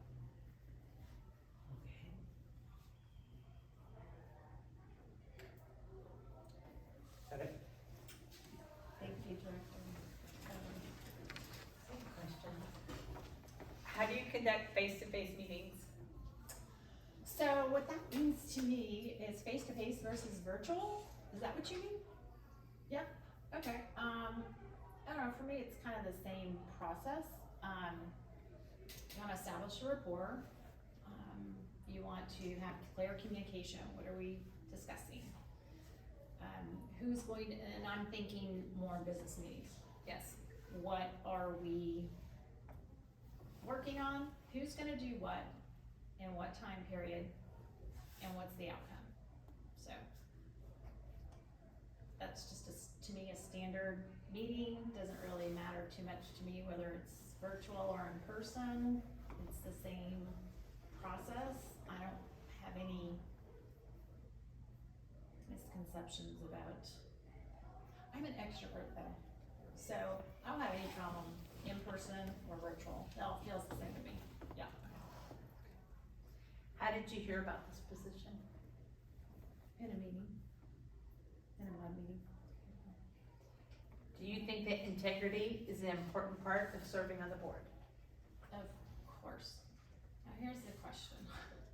So I'm asked back. it's not just about integrity, but like, what is integrity, right? I mean, everybody likes to think, I'm honest, I have integrity. Do others think you have integrity? And perception can be sorely wrong. When we had, for example, we had all the brush all over the neighborhood. If I spoke to you, and let's pretend you lived over in section 1 and I'm in Lakeline Oaks, we could be having a conversation or talking on next door, saying, oh, my brush isn't picked up, and you would say, I've had no problem. They came by, everything's looking great. Now, do you not have integrity, or do I not have integrity? We have different points of view. Doesn't mean you're wrong or I'm wrong. So I think integrity is an easy word to say. I think we have to be cautious about claiming whether others are or are not. Okay. How much do you think it matters to have the public support for the person who fills this position? Sorry. So public support is an interesting terminology, and I heard what you said. I'm not sure if you mean respect, or you mean public support, or you mean something different, or in between, or all of those. Respect to me is, if that's what you mean, I think that's really important. People in the community, people on the board, respect that you guys respect whoever you bring on the board. It's also important that their conduct merits respect of its members. So, you know, it felt a little weird. I'll just kind of call the elephant in the room. It felt weird to me to have all these people come and support one candidate. I think any one of us could have done that. I'm not sure it's appropriate. So the fact that I didn't ask people to come here, I personally didn't feel that that's needed, required, or appropriate. Word gets around, so people do more and more and more. What do you mean? I don't think that Carol knew one person that came in, maybe one or two people that came in here tonight, but I don't think she knew. Oh, you mean like she didn't ask them? They just came Correct. in because they knew she was running. Oh, well, that's Correct. fantastic. Okay, that's great. If you were to ask for that, you can ask for that personally. But I just have this feeling. No, that's great. Okay, your turn. So define integrity from your own perspective. What do you think integrity is? Oh, boy. I wanna hear it.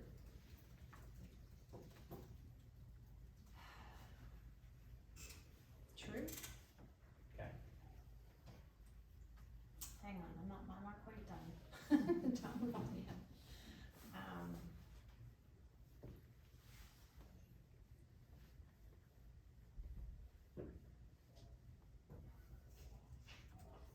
To do what's right, whether it's popular or you have public support or not.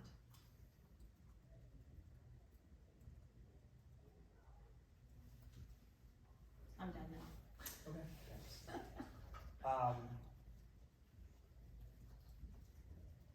I think the people elected us, and the people that elected us expect from us to be respectful, right? To our position, respectful to the citizens. If you were to be appointed, how would you conduct yourself respectfully? What does that mean to you? And how would you do that?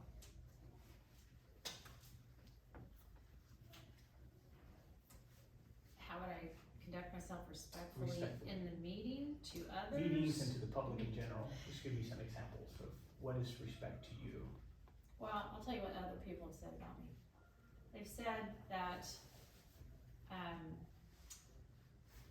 I always listen to the other side. That I definitely have my own opinions.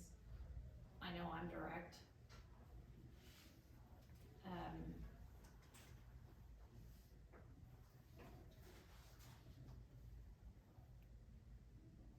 Not interrupting others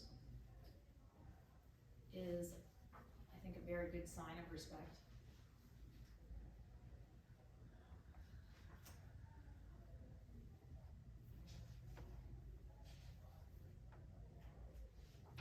And I think at times, a lot of times, particularly in a situation like this with the board, you know, we're not at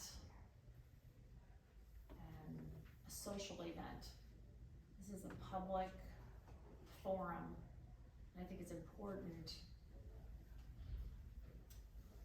to carry an extra dose of decorum.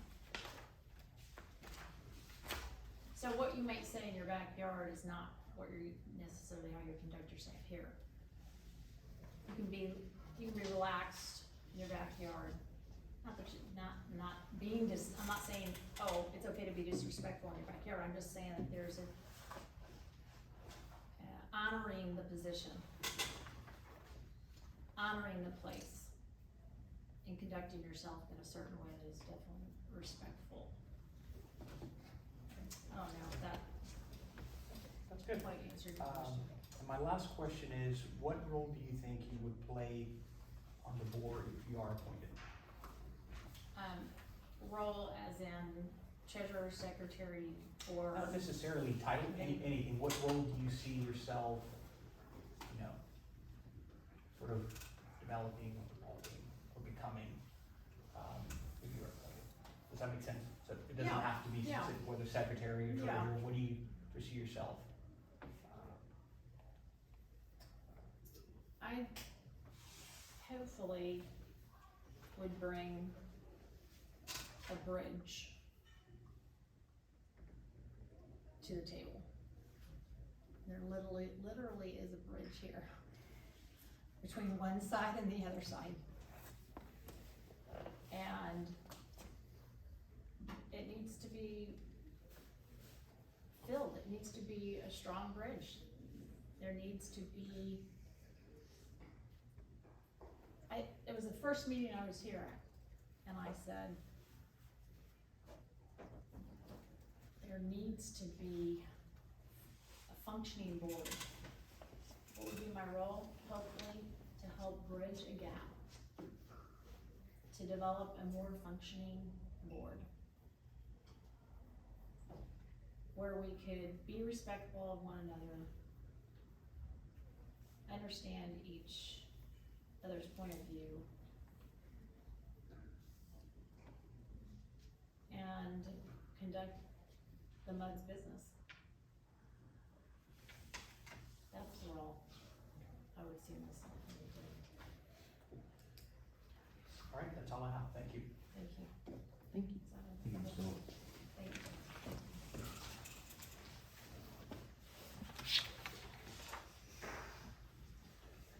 Next we have, Frank. I don't think he's Guerrero? here. He's not here. He is here. Alright. Kelly.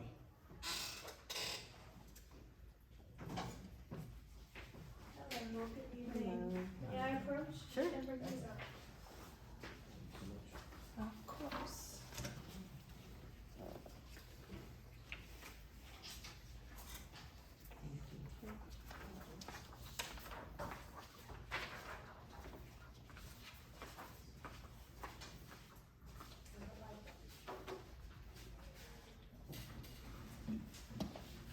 All right, can I give an opening statement? Would you mind? Sure. Sure, go right I just wanted to introduce myself a little more.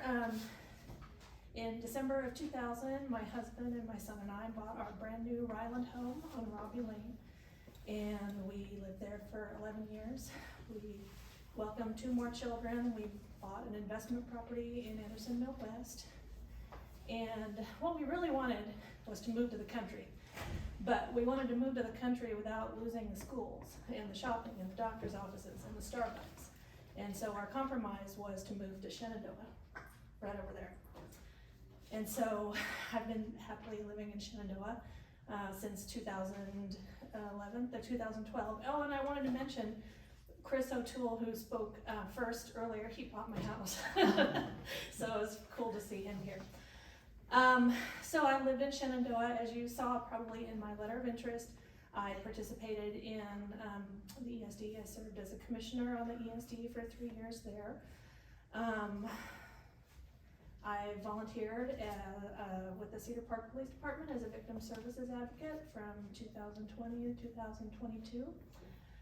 And I'm here tonight out of a sense of civic duty, pretty much. I felt called to at least put myself forward. Not that my life isn't full enough, but I was called, and so I'm here. And so there's civic duty, but also what I feel like I bring is coming from a neutral position. I don't know any of you. I think we all agree. I have met Beth, and we're both band moms, and we met on Project Graduation last year. We were both on the committee. So I have an investment in this district, but I'm not emotionally invested in this district, and I think that's a real advantage because I think emotions I have seen can run very high on this board, and sometimes when we're emotional, we don't make the best decisions. And so I think that is an interesting perspective that is not currently present. My investment in this district is important to me, but like I said, it's not my primary residence, and so I'm not emotionally invested. Although obviously I love this area because I've been here for 23 years. So I loved living in the mud. When I was here, I never had any problems. I got a nasty gram about a board on my fence once, and once I didn't put my garbage can away after Christmas, but other than that, I didn't really have any issues. And so I will close and take your questions. Thank you for letting me speak. I guess we'll start with, where would you finish? Right here, yeah. Just to be fair and ask some questions. How do you conduct face-to-face meetings? Just the same way we are talking here now. I prefer to have an agenda. I'm not as loquacious as a lot of these people who have spoken before me, and that might be a good thing if you're looking to shorten your meetings. But I like to have an agenda. My boss made us take a personality test, and the personality test told me that my motto is or should be facts are facts. So I didn't know that was my motto until I read that, but I thought what an awesome motto, because facts are facts. And so I like to deal with people openly and honestly, and not waste a lot of time drifting to one side or the other. So we have a job to do, so let's do it, and listen to each other. I really valued the training that we got as victim services advocate for the Cedar Park Police Department. And although it's gonna sound funny when I say it, what that taught me to do in my life is to basically treat everyone like a victim. Sounds so weird, but it's about active listening and letting other people do more of the talking, and so you're not listening to respond, you're listening to understand. And so that's how I try to conduct myself with everyone at work, and in my own personal dealings.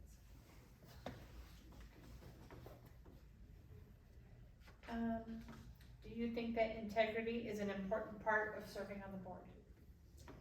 Yes, of course. I don't know who would say no to that, and because that's one of your questions, I assume that must be very important to you. Is that a fair statement? Mm-hmm. Yeah. So, yes, of course, people being able to rely on you to keep your word, to be honest and above board, all those things are important qualities of board members. Okay. how much do you think that it matters to have the public support for the position who fills this position?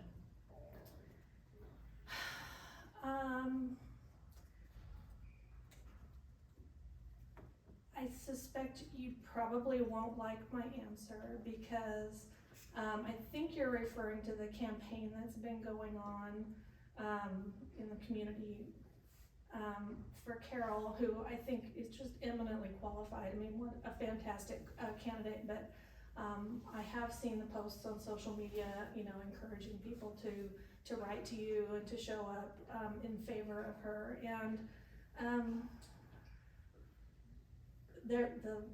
I'm not sure if it's by rule or by statute that that the board is directed to appoint a temporary board member to fill the vacancy, but that's the method that's been set out to fill this vacancy. And so technically, and of course I have to go back to facts are facts, technically it's not important. What you guys decide to do is important. Okay.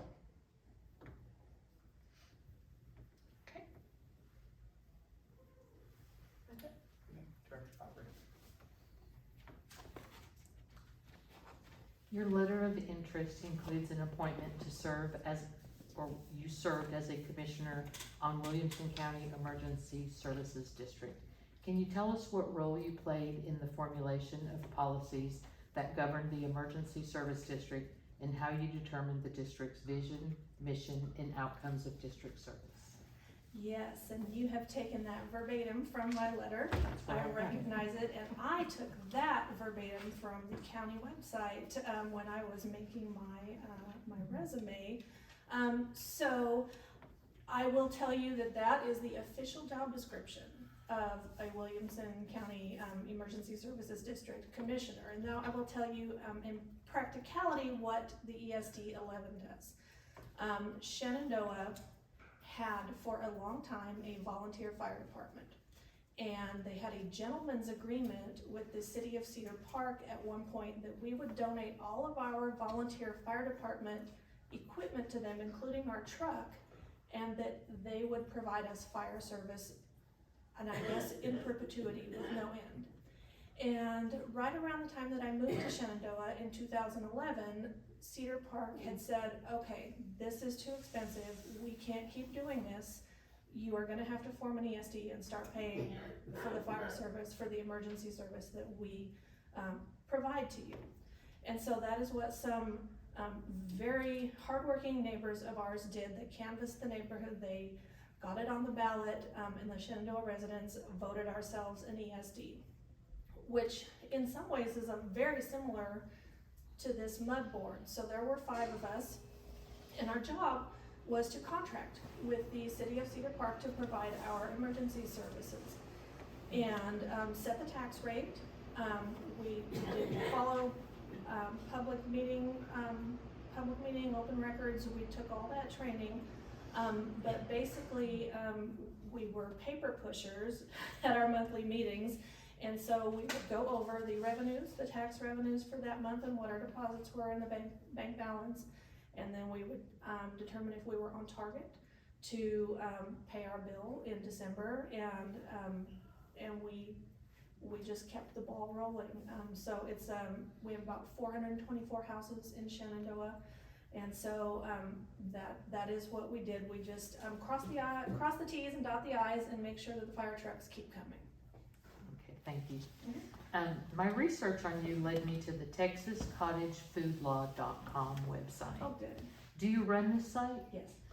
Can you tell me a little bit more about it, especially the work you did to pass legislative bills? Oh, sure. And this is where I get loquacious and wordy, so I'm sorry, but it's my favorite thing to talk about. So, back when I lived on Robbie Lane, and I was a young mom, I started taking cake decorating lessons. And when you take cake decorating lessons, people start wanting to buy cakes from you. And that was really exciting to me. I thought, oh my God, like this could be my thing. I mean, my whole world was like sippy cups and diapers and the Wiggles. And I was like, this is my thing. You know, I could have my own little business. but I really wanted to do it right, and so like the internet wasn't what it is now, so I called the state and I called the county and I was like, I'm ready for you to come inspect my house. I'm ready to come inspect my kitchen and give me my license, because I'm ready to start making cakes for people. And they were like, no, you can't do that. And that was so frustrating to me because I was on a cake forum where I knew people in some other states could do that from their home. And so I wrote a letter to my state representative, Dan Gaddis, at that time, and it turned out to be kind of, I guess it was fate, because it turned out that his mother had been an illegal cake decorator, and that issue really spoke to his heart. So he didn't respond the first session, but in 2009 he responded by filing the first cottage food bill. And that bill died because the health departments acted as if it was the end of the world. That people were just gonna be dying all over from the homemade cupcakes, period, full stop. But in 2011, we did pass the first Texas cottage food law, and since then we've expanded it. We expanded it in 2013, and we expanded it again in 2019, and we have another bill this session that I have very high hopes is going to pass. And like I said, back in the beginning, there were only a handful of states, 10 to 12 states back in 2009 that allowed legal home baking. And I truly believe that because Texas passed that law in 2011, today all 50 states have cottage food laws. And just to follow up on this question, because at our last meeting, I'm not sure if you watch our meetings, but we identified a bill before the Senate that's already passed the House to allow backyard chickens. Yes. And that bill references this Texas cottage food law. Yes. Did you have anything to do with the chickens? Yes, ma'am. You did, okay. Yes, ma'am. Good to know. And if you would like, I will be your House expert on HB 92 because it's also one of my priority pieces of legislation. And that part about the cottage food businesses that's in HB 92 is actually there because I asked for it, because I had a cottage food operator in Round Rock who was being harassed by her HOA, and they were not letting customers come to her house to pick up their cakes. So I'm very much a proponent of HB 92. Don't be scared of it. I'm not scared of it. Okay. I'm not scared Do of not it. be. Actually, I was impressed Okay. when I did my Google search of you, and to see how you have literally taken an idea and turned it into a law. You literally followed a process to bring it through to the legislature. And my background is also testifying before the legislature, so I was absolutely drawn to that for that reason. What you did, the food law and the chickens, that's not my thing, but whatever you did that works, that's a good thing. Everybody has their own thing. Exactly. Yeah, right. So thank you for answering that. Uh-huh. How much do you currently know about the business of the mud, and have you been watching from home, and if so, for how long? Having been a previous resident, I know at a basic level the services that the MUD provides. I've been watching the meetings from home for maybe 18 months or so. But I'm a crazy person also. I love government. I mean at a nitty-gritty level, I love the legislature. I watch committee meetings for fun, people. So I watch your meetings for fun, I'm sorry. They're entertaining sometimes. What do you think the top priorities of this MUD should be, both financially and time-wise? And where do you see room for improvement in this MUD?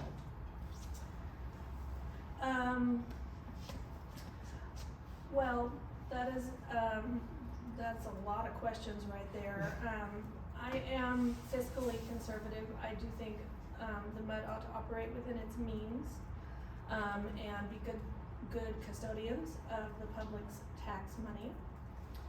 I think, as others have mentioned, I swear I'm not cribbing their answers, but I participate on Nextdoor, so I have seen people complaining about the lack of communication. That definitely is an area that needs improvement. And if there are any parts of your question I missed, you can remind me. The priorities, physically conservative, good custodians. Yeah, and I am also interested in learning more about, I keep hearing about the lift station. And so, you know, there's a lot of education that would need to take place, but, you know, obviously maintaining the infrastructure is critical. That's the first priority. Oh, I only have one question left for you. Okay. And it's the only question that I've repeated. As I'm sure you are aware, there are sections of this MUD district that have an HOA and those that do not. What are your beliefs about the MUD using tax dollars for enforcement in the sections of the neighborhood that do not have an HOA? And do you believe the sections that do have an HOA should be using the dues that they pay for their deed enforcement, or should they use MUD tax dollars? That is an interesting question, and I had not actually before this evening ever considered it. I lived in Hunters Glen, where we did not have an HOA, but because our builder was Ryland, I always felt more like I belonged, and I was more of a Lake Line Oaks person. It's ridiculous and redundant to have two entities over a neighborhood, both tasked with deed enforcement. And so the question of who it should be, I mean, I would actually look for a legal opinion on that before I would make an opinion on whose tax dollars should be spent on that. I mean, it's going to be one or the other, but I couldn't say sitting here who it should be. Okay, thank you. Well, thank you for coming this evening. Thank you. You're welcome. If appointed, what committee would you like to sit on? Where do you think your strengths would be to that committee? Well, I would go where I was needed, obviously. My husband and I run a software business, and I maintain my own websites. I maintain many of my own websites, and so I do have some expertise in that area. So, you know, the information technology. Also, because, you know, I have a paralegal degree, I work as a paralegal, open records requests, you know, I make open records requests, and I'm used to, you know, receiving responses from governmental entities about why or why not they, you know, can't provide that information. So that would be an area of interest of mine, and I have some experience there. And then, you know, wherever else the need is the greatest. That's it, not many questions. Thank you. What role do you think you will play on the board if you are appointed? Well, and I would have the same question that I think Cynthia did, is you don't mean a position necessarily, but I was the secretary when I was on the ESD 11, and I was responsible for writing the minutes, and I don't know, does your attorney write your minutes? Yeah. So that position would be different here. What I have been told about my contribution to other committees is that I tend to be a level-headed voice of reason. And again, I think that my position of neutrality works in my favor there, so I would hope to be a calming presence and to help everyone reach a consensus, because what I think is that every single person here wants what's best for this neighborhood. And it's just a matter of learning to work together.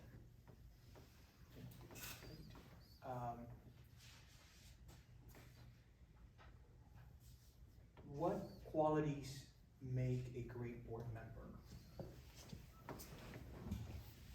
Well, integrity, trustworthiness, diligence, I think, in educating yourself about the issues of the district. And then I would say foremost would be respect, respect for your fellow board members, but also respect for the residents of the district and for everyone's positions, you know, when they come before you, and that's part of listening to people and, employing those things I talked about in victim services, but I think respect is near the top, right there near integrity. Okay, excellent. One last question, Yeah. why the passion for government? So I've noticed that you are really passionate about government and, the Yeah, ways you've expressed it and just why. I don't know. Okay. This was something, I thought I had a passion for baking, which I do, but, yeah, one day, a staffer that I was working with, sent me a link to the proceedings on the House floor, and he said, you've gotta go to this timestamp and watch at this time. And so I did, but then I was like, now I have to watch the rest of it. And so, yeah, I am a club of one. I totally understand that that's not something that other people have. I like to talk about the legislature, I like to talk about committees. When I was in paralegal school, I would do projects on obscure bills that had been filed in committees, so it's just something that popped up, you know, when I was 40. I wasn't ready for, but it speaks to me. So if I would say it's a diverse set of interests, but Well, thank you. Thanks for All being here. right, thank you guys. Thank you. Next we have Mark Terry.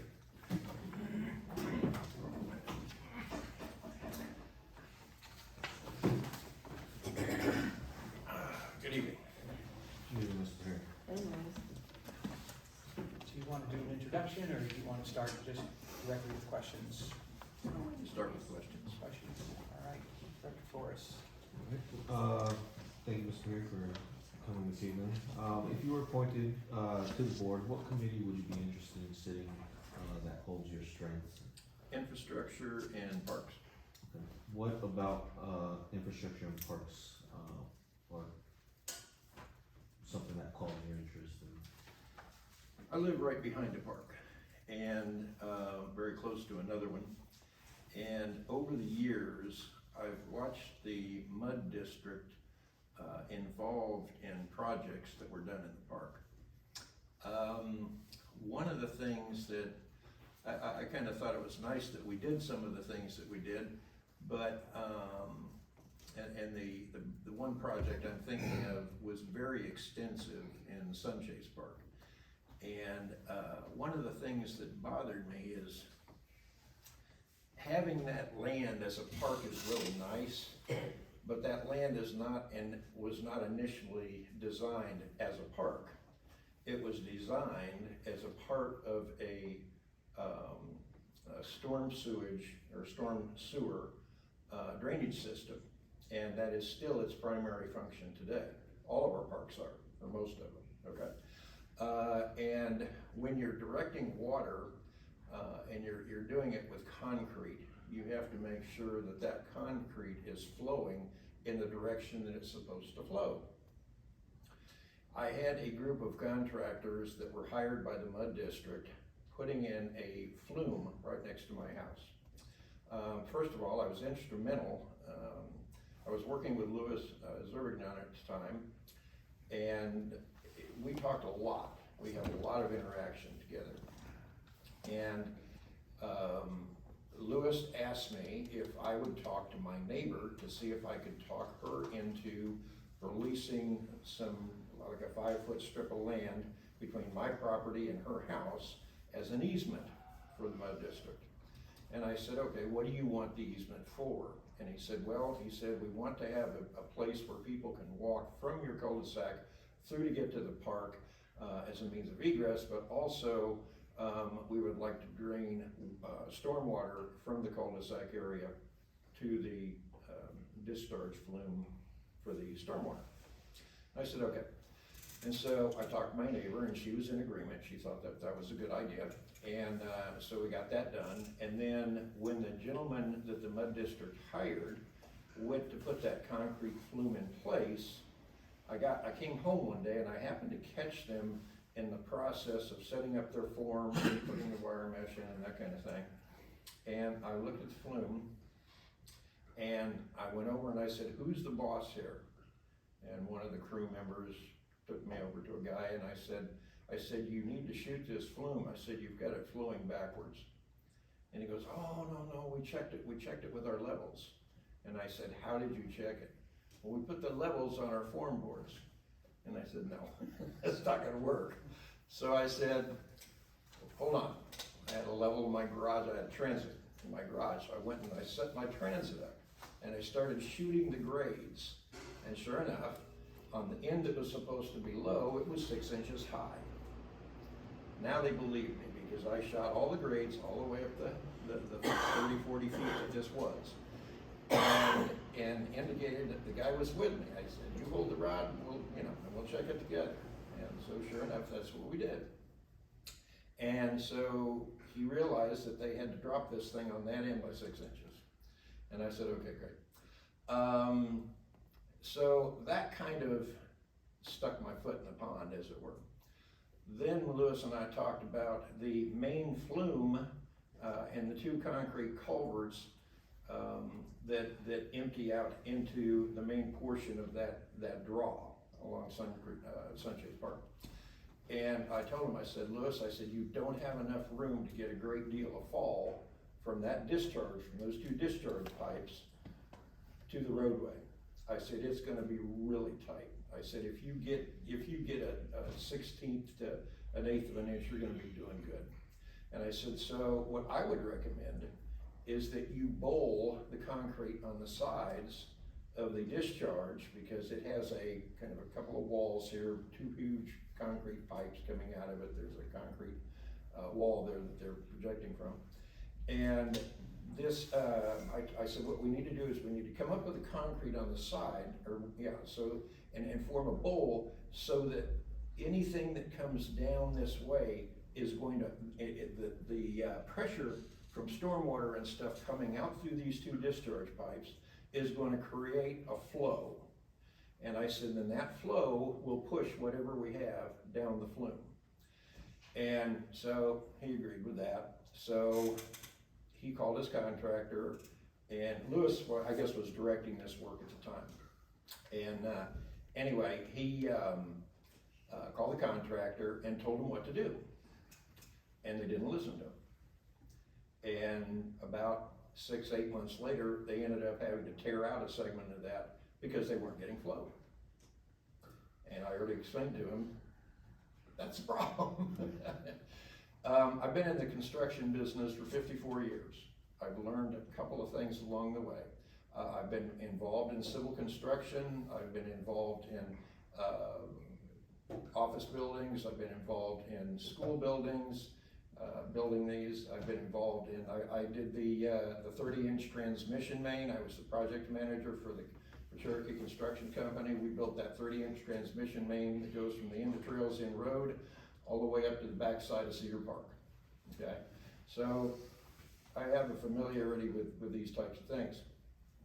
One of the things that I also noticed was another park across the street from me that's behind the school, the junior high.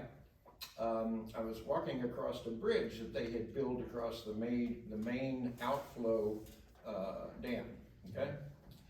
And the first time I set foot on that bridge, I looked down and I looked at the handrail on it. When they built the handrail, they put the handrail along on the wrong side of the support post. They put it on the outside. So that creates a void between the edge of the handrail and the bridge. And if somebody, male, female, young, old, dog, whatever, were to step into that, somebody can break a leg. So once again, somebody's built something that wasn't code. The problem I have with that is who's watching these people?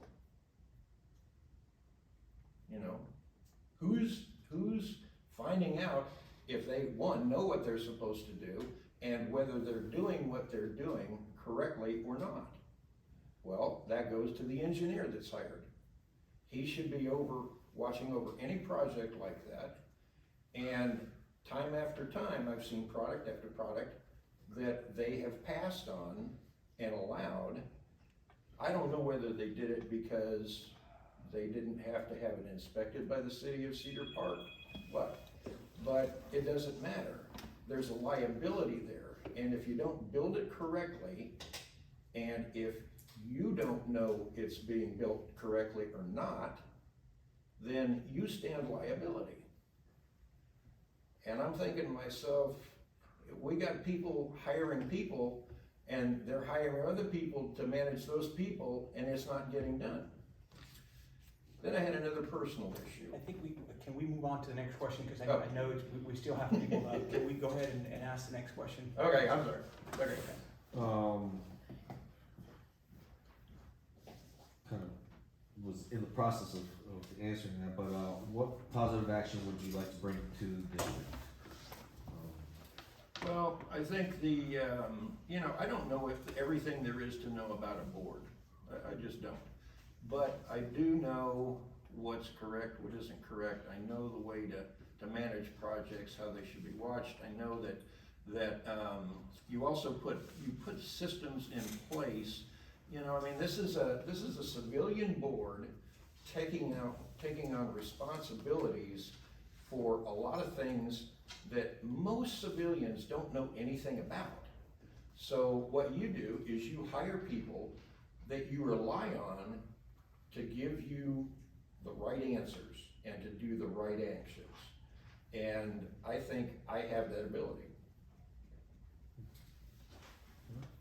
That's all I got. Dr. Pomeroy. Several candidates have expressed that the infrastructure is one of the key areas the MUD board needs to be focusing their attention on, and that includes a 5-year plan on how to maintain it. Can you tell us the process you would use to create a 5-year infrastructure plan? Well, I think the first thing that needs to be done is you take a look at what you have. What's been the history on what you have? How long has it been maintained? Why was it maintained the way it was? What were the faults? What were the problems? Once you kind of assess that, then you put in place an inspection process.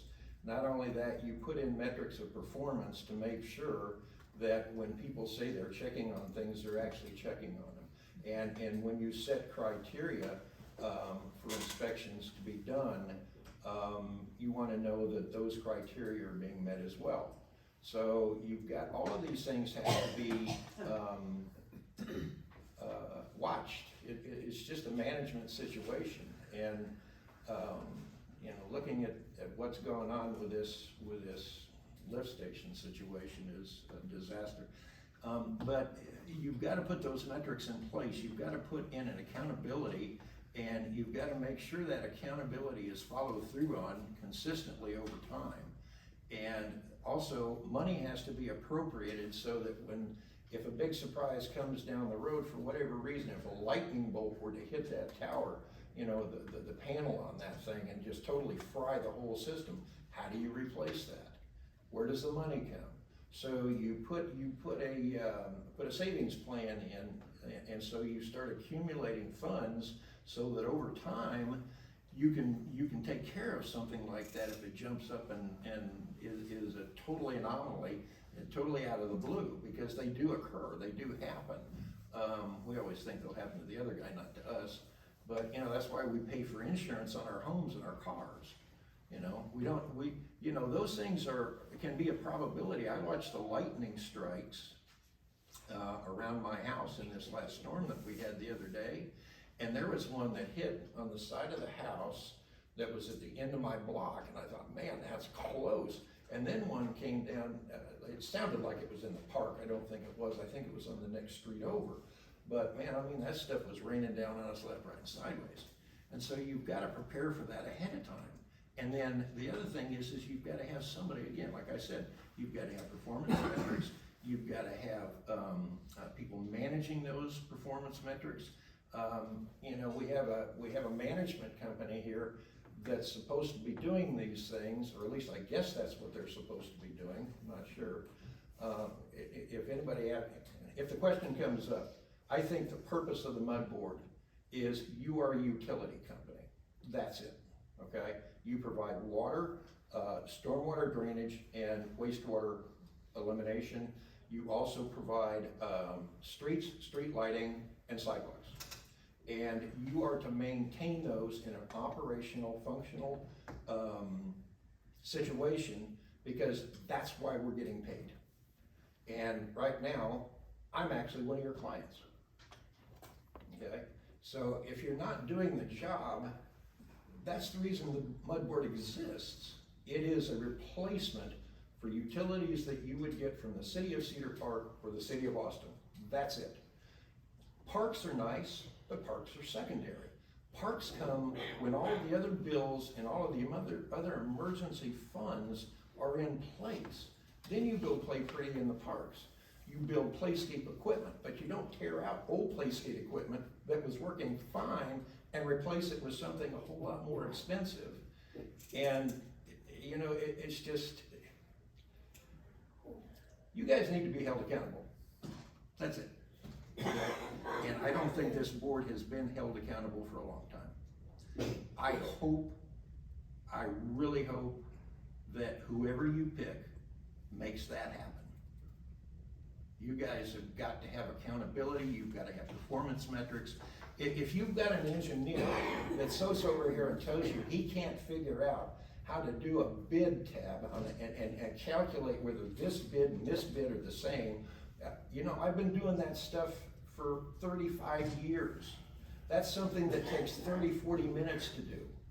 And you don't need to know, you know, this guy forgot this and he forgot this. So what? That doesn't matter. I've got the information that I need on all these cumulative bids to fill in those slots. I can do that kind of stuff in 30 minutes. I don't throw my hands up and go, well, I didn't have the information tonight. Okay? Good. I know I'm preaching and I shouldn't be, and I apologize. Your letter states that you have been in business, a business owner, and worked in the construction industry for 50 years. That's a lot of knowledge and experience you can bring to the table. Can you tell us how that career knowledge could benefit the district? Well, again, like I said, you know, these boards are made up of civilians that don't really have the subject matter expertise that they need to know whether the people they're hiring are doing the job that they're hired to do. That's nobody's fault, okay? You hope that when you hire a company that they're gonna be honest with you. Yes, I don't think integrity is important. I think integrity is critical. If you don't have integrity on the board, you have nothing. You got a bunch of people saying yes or no. That's it. But you've got to hold people accountable that haven't been held accountable. But you don't know what you don't know. That's a problem. So you're hoping, you know, from what I've seen from this board, and I've been watching these meetings for a long time, but from what I've seen from the board for a long time, is that because they don't know what they do when an emergency or a situation arises, is they tend to throw money in it because the money was there. Okay, we'll just funnel enough money that you know, we'll fix that problem. So money becomes the problem fixer. Okay, it's not accountability. It's not finding people that are right for the job to do the job. If you have an engineer, you should be paying the engineer. You shouldn't pay a person that sits here for the engineer. Okay, you want the guy that's actually going to be involved in your community, in the district, in the product that he's giving you. That's what you want to have. I bring that to the table. And by the way, I had my electrician go out and look at the part today. He's going to get me a bid to fix all the lighting.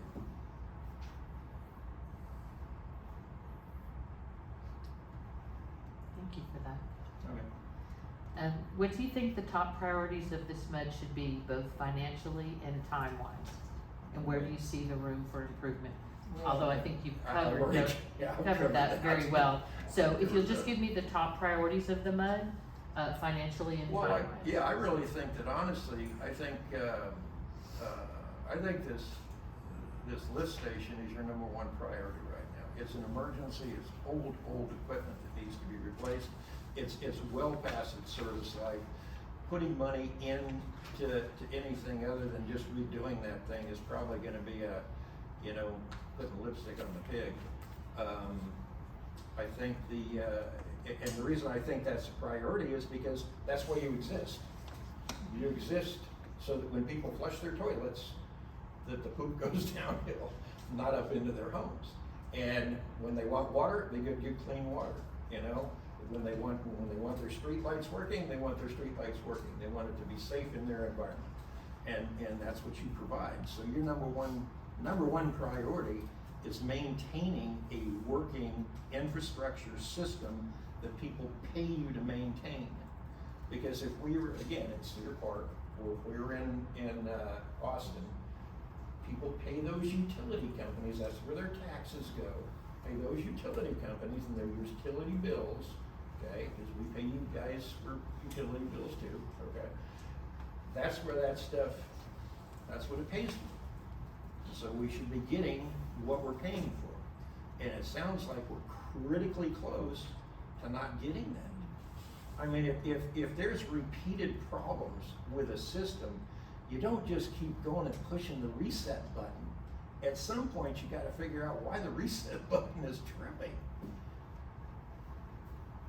Well answered. And I'll ask you the same question I've asked everybody, my only repeat question. As I'm sure you are aware, there are sections of this MUD district that have an HOA and those that do not. I believe you live in an HOA section. What are your beliefs about the MUD using tax dollars for enforcement in the sections of the neighborhood that do not have an HOA? Do you believe that the sections that do have an HOA should be using the dues they pay for their deed enforcement or MUD tax dollars? Well, I think if you live in a district that has an HOA, that HOA should pay for deed enforcement.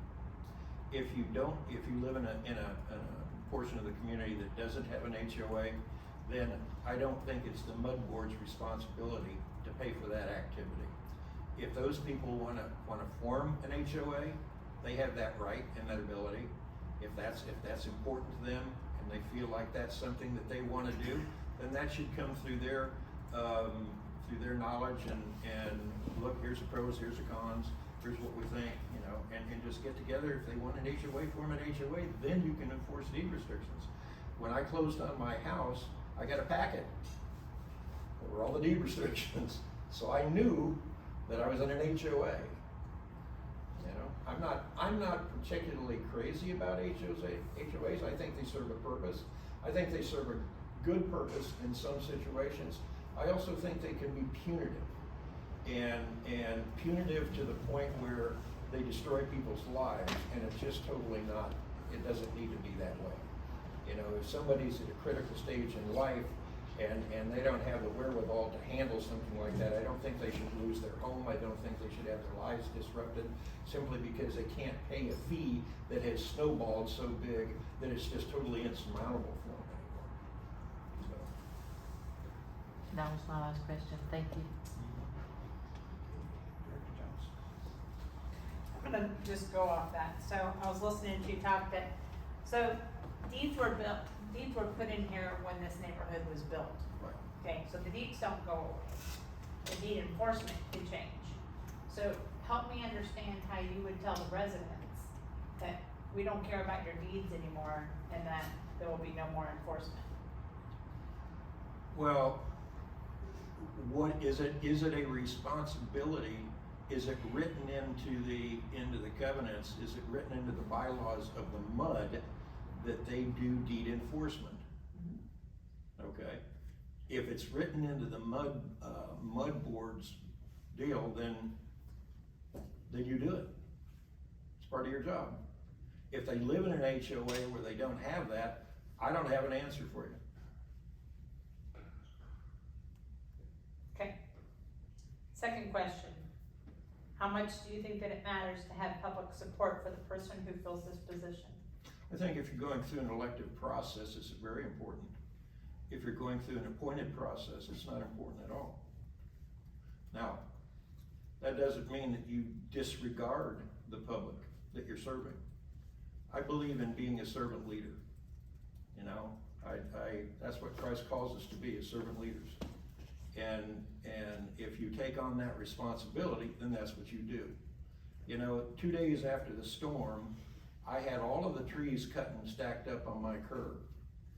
And I did that because that's the way I was raised. That was my responsibility. None of the limbs that I cut up, by the way, came from any of my trees. They all came from my neighbors. So I took care of that because that's just the right thing to do. Now, I also think that once that was picked up, now by the way, I hauled off a lot of that myself because I had dumpsters I could use because I'm in the business, okay? And I pay for the dumpsters. And so I hauled a lot of that off. There was a small little portion. It wasn't as big as this part of the desk right here. But when that was done, I also went out and cleaned up my property.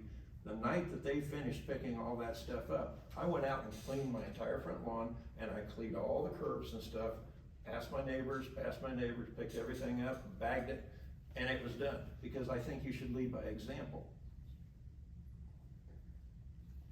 We lead through action, not words. Words are cheap. I have another question for you Okay. while you were talking. What do you see as the future of our parks in the 5-year plan, park plan? Again, I think parks are nice. I really do. And I think it's kind of like, hey, we want to go to Disneyland on vacation. Okay, well, is the car running? Well, no, the car's not running. So do we spend the money on the car to get the car running that we need to go to work to fund things like rent, food, trips to Disneyland, okay? Or do we just go to Disneyland and then we get back, then we got no car to drive? I mean, both are an option. But I think that because the MUD district is a utility district, that your responsibility has to do with that infrastructure that's failing first. Then if you take care of that, then beautify the parks. That's fine. That's a great idea. If there are funds available to do so, if you've planned for it. But I would sacrifice the parks to fix the MUD equipment because that's what you're really hired to do. That's what your whole reason for being is to provide the infrastructure. Last question. How do you conduct face-to-face meetings? Face-to-face. I plan them ahead. I provide an agenda. I ask for feedback from the members that come. I listen patiently. I want to know what other people's viewpoints are. I don't have all the answers for everything in the world. I'm open-minded. You know, I've learned from people that I disagree with a lot. Well, not a lot, but a good bit. You know, I had a guy teach me something. I was a political science major in college, and I had a secondary concentration in U.S. history. And I had a gentleman who was I would say an opposing worldview politician make some comments one night. And I went and researched his comments, and he was right. And it just angered me to the core. Because what I saw, I just did not like. It was not right, you know? And so, yeah, I'll listen to opposing viewpoints. And my feet aren't set in concrete. I can be swayed with reason. I don't work a whole lot. I don't work real well with emotion. I think if you've got a lot of facts and figures and a good plan and well thought out, that kind of thing, I'll get on your side. I just asked that, and I'm gonna be very honest, because it's something that I've struggled with for a week, is that when we met you last week, you could not make eye contact with me. So I don't know if that it's you've been talking to other people that you didn't wanna make eye contact with me. That's really important when you're working on a board, that you can work with each other. Well, I understand that, but I disagree with you. I did make eye contact with you quite a bit. Intentionally. Not one time. Okay. No. We'll agree to disagree. Next. Your turn. All right, so I guess my first question is, I heard a lot of negative things from you regarding infrastructure and things I've done. So I would like to hear at least one thing that has been done right in this district from an infrastructure standpoint. I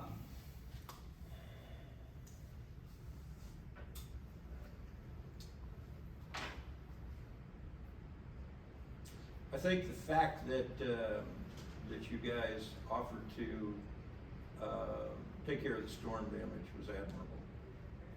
I didn't think it was essential. I didn't think it was your responsibility, but I did think it was admirable.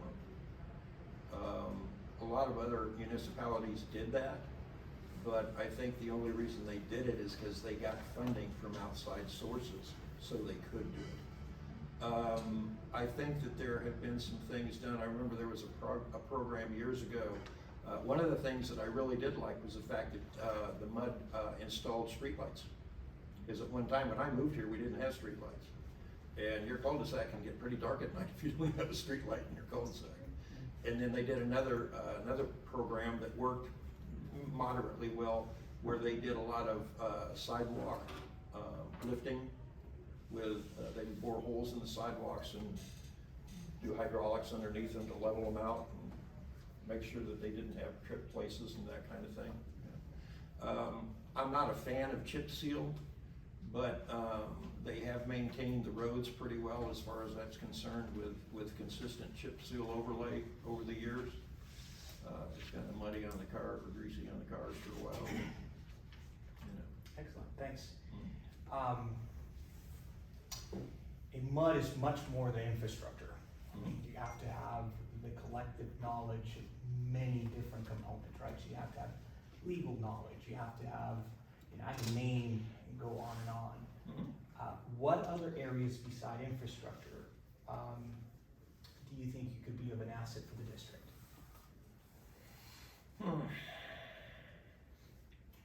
And I just want to clarify that I'm not diminishing the fact that you, and we need that, really, and appreciate the fact that you have the knowledge. Is besides that, what else can you bring to the board? I think I'm very good at creative problem solving. In my business, and it was mentioned last week, I think, I have carried a mantra of plan not to fail throughout almost all of my business life. The reason I say almost is because I learned a lot of mistakes the hard way early on, because I didn't. And I also had to be very creative when I first started my business, because my crew was me, myself, and I. It was a small crew. We grew it to over 25 people. An example, I used to get telephone calls from wives on a consistent basis begging me to give them their husband's paychecks. And they said the reason for that was because a lot of times guys would drink the paychecks up before they got home. And so I thought, man, I don't know, first of all, it shouldn't have been my problem, but it was my problem because they were bringing it to me. So I said, what can I do to make sure that the money gets home? So I quit paying my guys on Friday, and I started paying my guys on Tuesday. Why did I pay them on Tuesday? Because there's no Monday night football on Tuesday. There's no Thursday night football on Tuesday. There's nothing that goes on at the bars on a Tuesday night, okay? So the money went home to mom. So I think creative problem solving. I think very well on my feet when I need to. You know, as far as expertise in other areas, I don't have a law degree, but I'm also a very quick study and a very quick learner. All right, I think that's all I have. Thank you. Okay, thank you. Yeah. I appreciate it.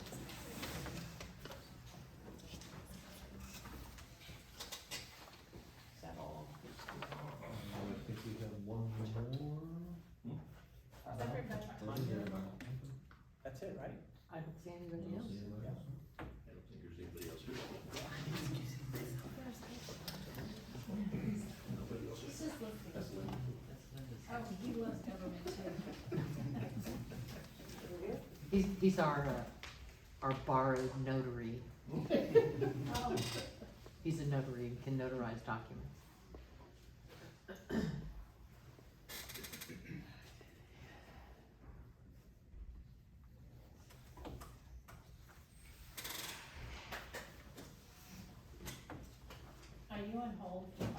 Yes. Oh, Oh. can I just say something? You know, you have like 10 seconds here. You have a lot of great candidates. And it's a shame if they weren't all utilized. Maybe you could put them on a committee or somehow use people who weren't chosen, because there's only one position, but many who are willing to support you, the MUD. Can you have outside people Sure. on a committee? Absolutely. Yeah, that's what I would like to envision, and I think that's gonna be the item 5 on the agenda, but I mean, I think we have very talented people in our community. Yeah. Yeah, so, I agree. And we certainly can add the community to be advisory to other committees or to the board. I agree. Perfectly allowable. That's the way Cedar Park does it, you know, they have And a lot of committees committees, and they're all members of the public, you know? And they serve as an advisory committee to the board. Yeah. and they bring their area of expertise to a committee that has no expertise in that area. So how does that happen? You invite them.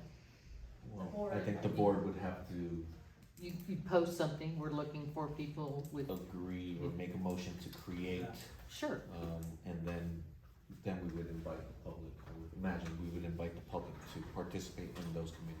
Yeah. But the first step would be for us as a board to make a motion to involve, constituents and residents to be part of those committees. I would feel that would be the appropriate action. Yeah.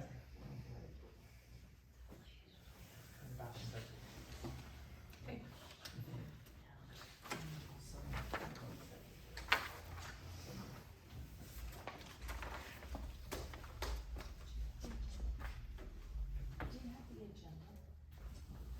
I had one and then I didn't bring it.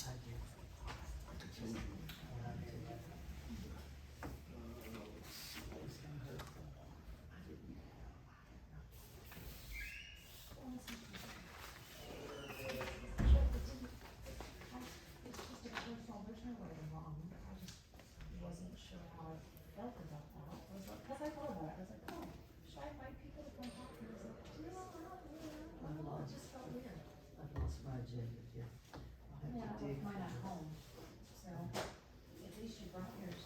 I didn't even remember to bring it. It's very, very multitude of people. I think we need to go back to printing our agendas and having full people. I'm just letting you That was know. very helpful. I was not too. Okay, I appreciate that. I wasn't sure how I felt about it. That's all. Oh, sure. That's what I said, you never know.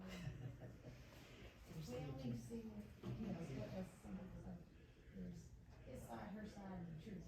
Right? You know, there's, you know, everybody's got their point of view. That's the agenda.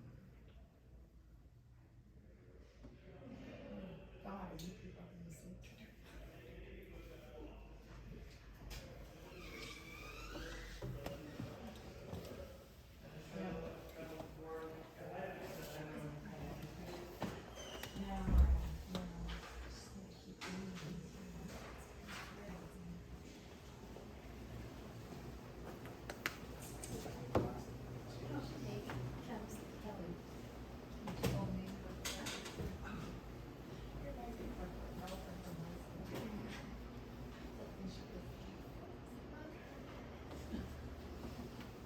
Back.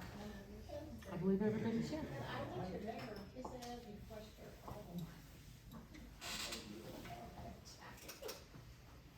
Okay, so how do we, what's your recommendation as to how to go about it?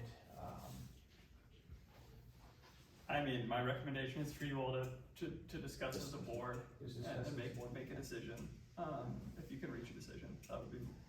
I mean, I don't have a vote, I think they're all very qualified candidates, so I leave it to you all are a qualified board, you should be able to make the right decision or not, but it's up to you ultimately. Let's discuss it. How do you wanna do this? Who's your first pick? It's fantastic. So then just go one by one and then kind of Sure, vote who's your down, first? is that what it is? Is this something that we really wanna do in front of other people? Absolutely. Yes. Transparency and open and. I would like to make a comment though before we start, because I think it's really important that this be said, and I did take the time to write it. Do you mind? Yeah, go for it. It's closing remarks to the interview. So, in regards to my vote, I would like to remind all of those watching and that have participated that this is not a popularity contest. I am being charged with choosing who I believe will best serve our neighborhood without the benefit of a vote by the entire district that the next election will bring. Though a handful of residents have put forward their thoughts on who they want, and I certainly always appreciate neighbor involvement, their numbers do not even come close to representing the district as a whole, so I cannot ethically allow myself to be swayed by the voice of a few in lieu of the interest of many.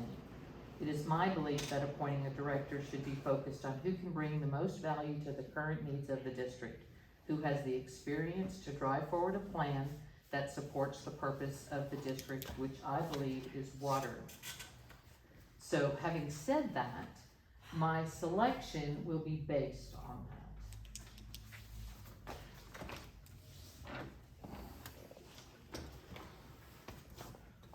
All right, so Ideas on how to move forward, how to do this. What do you one suggest? here.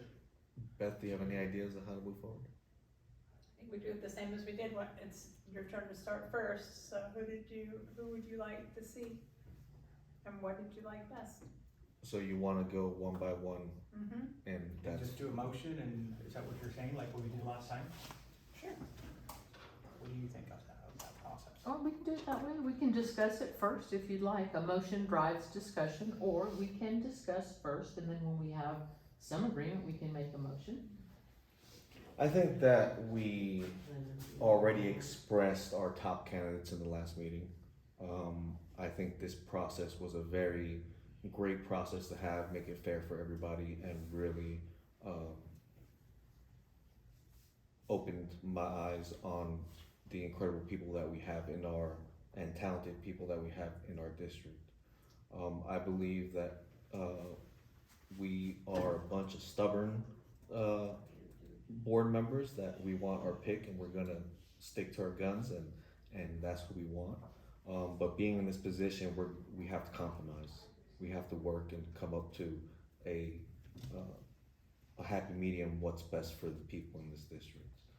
So I believe that it is important that we come up with a decision tonight. And I still think doing our top 1, 2, and 3 with a point system and the top candidate will rise to the top, and that's who we pick. That's just my opinion and my suggestion for moving forward. Can we agree to just move on down the list and, and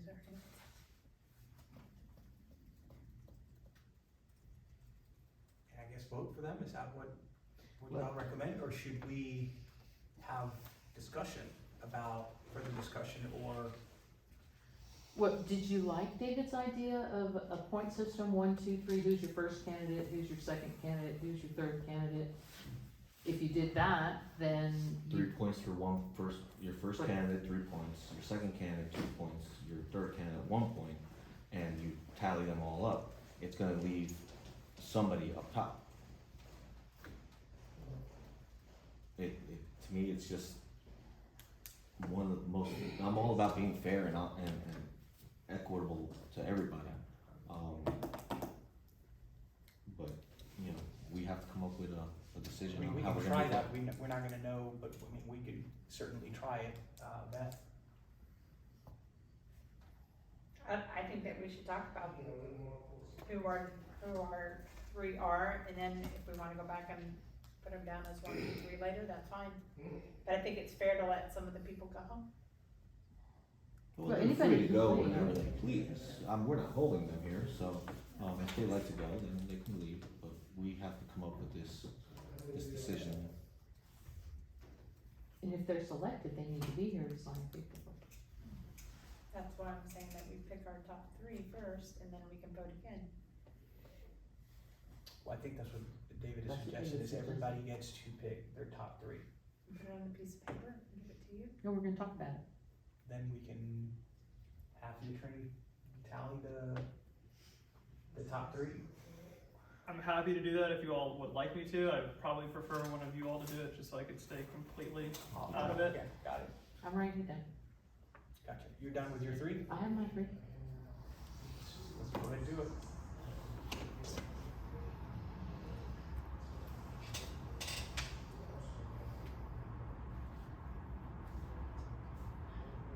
So did I understand you correctly, David? The top candidate gets 3 points, the second candidate gets 2 points, and the third candidate gets 1 point. Am I correct? Yes. Okay, so,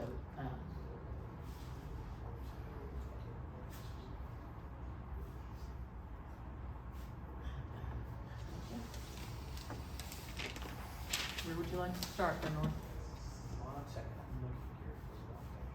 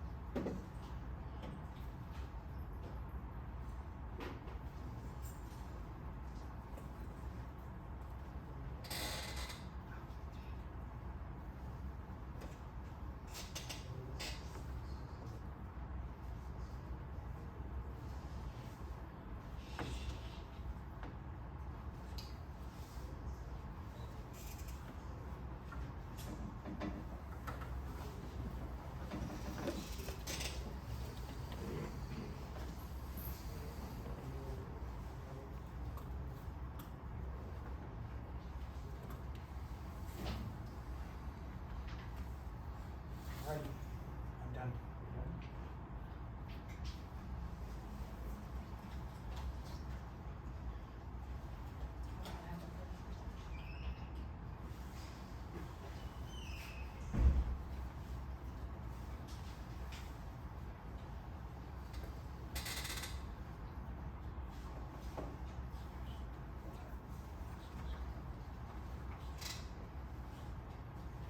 Alright, so we have, Just waiting for Beth to get her third.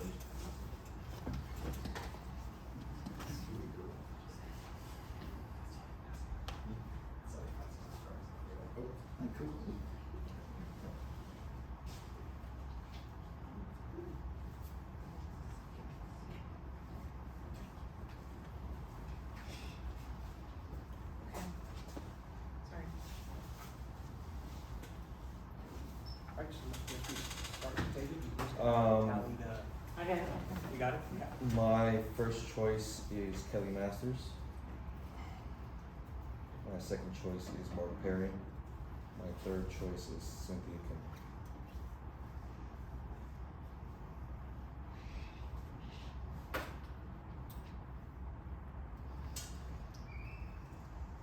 Alright, my first choice is Carol Norrell with 3 points. Second choice is Kelly Master with 2 points. And then, third choice is Alan Kaplan with 1 point.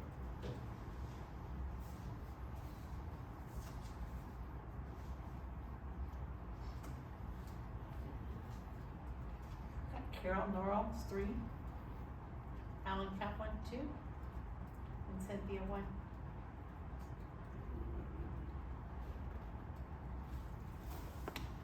My first choice is Mark Perry, my second choice is Kelly Masters, and my third choice is Cynthia Kimball.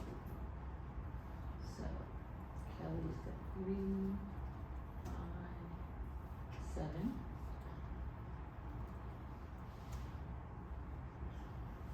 Mark Perry has 3, 5.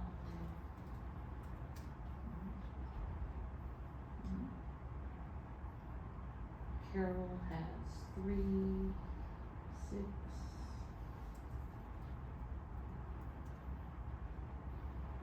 Alan has 2, 3. And Cynthia has 1, 2, 3. Kelly Masters has it. Would anybody like to check the numbers? To confirm?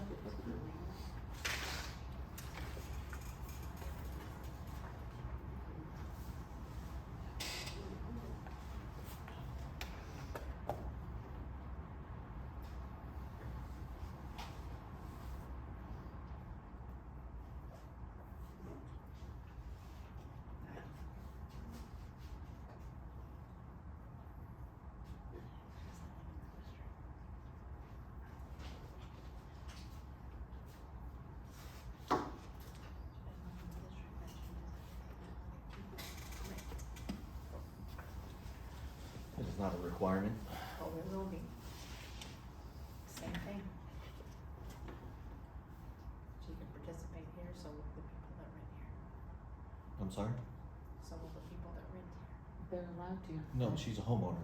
They're public. She They're doesn't part- live in the district. She doesn't have to, it's not a requirement, she's a property owner. Cole, can you confirm that as long as you're a property owner, you still can? She owns taxable property within the district, if she does, she's eligible to be on the board. Yes. Correct.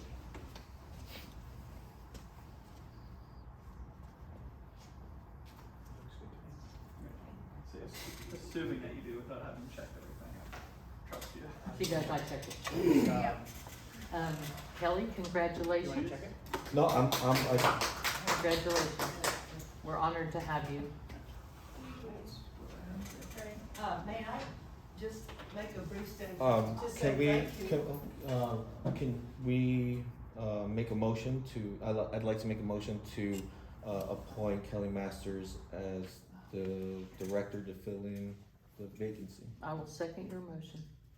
All in favor?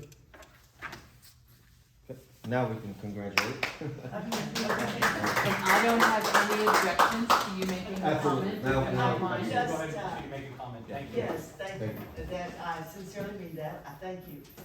Great opportunity, much learning, and, hopefully can talk with some of these folks again another time.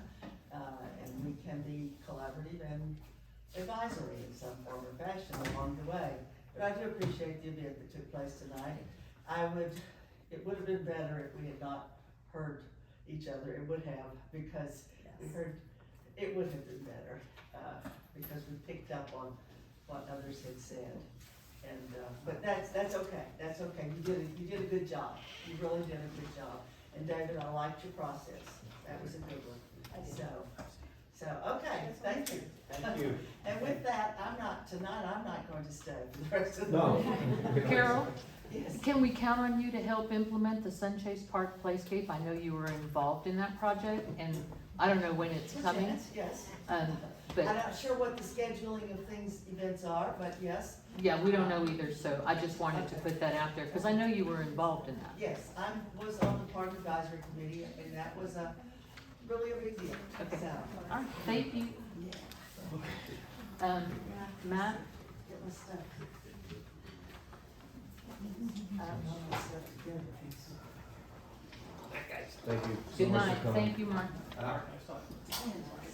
Congratulations to you, girl. You really go work. Thank you very much. Sorry, thank you Thank you, board, Cynthia. for your hard work. Thank you, Cynthia. Take care. Your suggestions of how all of y'all be part of committees. Some start signing. Yeah, no, I think it's a fantastic idea. yeah, thank you. I Happy to promised serve my on the husband he committee. wouldn't have to stay all through the entire meeting tonight. They'll just witness your signatures. This is what I do all day. There you go.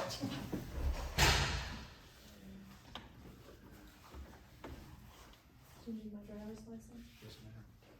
I'm gonna show you the documents.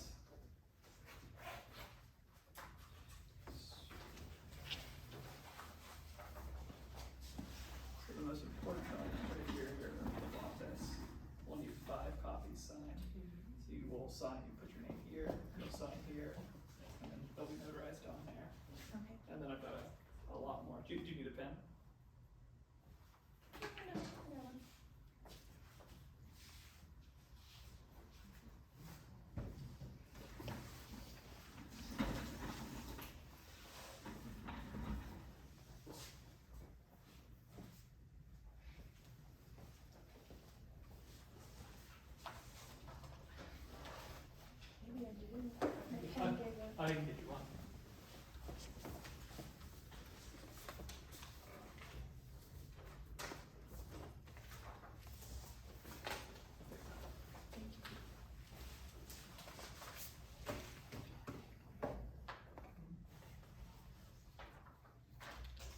Hey Beth, will you hand me my sheet of paper, please? Drink some water. Thank you very much. I don't think, Cole, you don't need this, do you? No. I knew. That matches my numbers. Oh, you did take notes as well? I knew you would. Okay, so I have here, order appointing director. This will be signed by you two all. Okay. And like that. And I'm gonna fill out this order appointing. We have it blank because we didn't know who the candidate would be. So when I get to my office tomorrow, I'm going to just fill in the name. I'll send it to you all so you have record of it. But the only item that we need signed is the actual certificate page. Let me get one. Okay, I'm gonna run to the ladies' room. You don't need me in here right this minute, do you? No.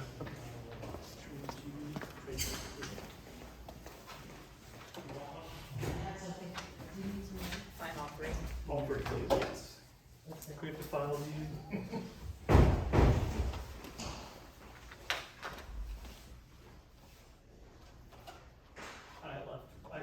I can just fill in Williams and Travis in there, so we'll file them with the.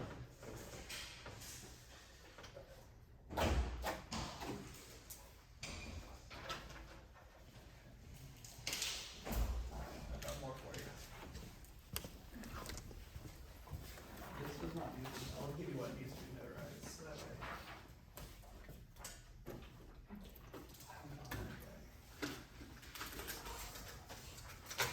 It has 3 affidavits for directors. So. Are there just multiple copies? Multiple copies, yes, yeah, exactly. And just the 2 need to be signed? No, all of them need to be signed, all of them need to be signed, yes. This is unfortunately one of those processes that requires multiple signatures.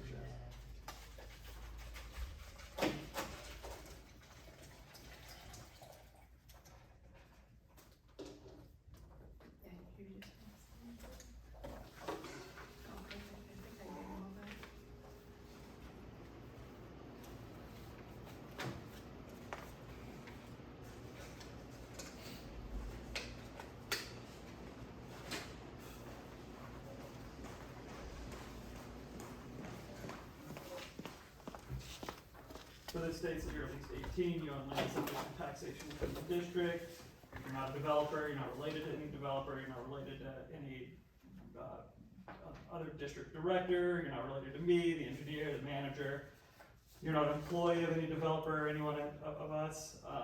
So I would just need you to put your name in here, Do you wanna review these?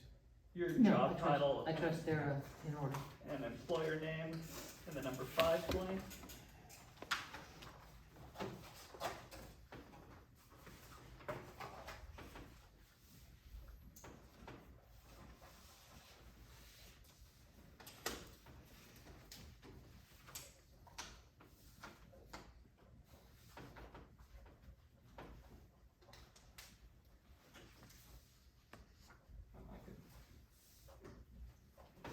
And then on the second page, you will fill out your full name, your home address, and that information. Okay, so there's 5? Yeah, there should be 5, yeah, so one more than there.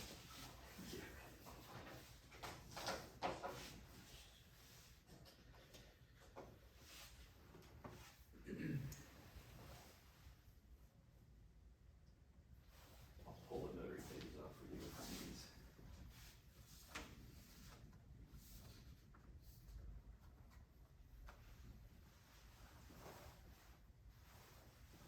Business address, is that my employer? Yes, yes.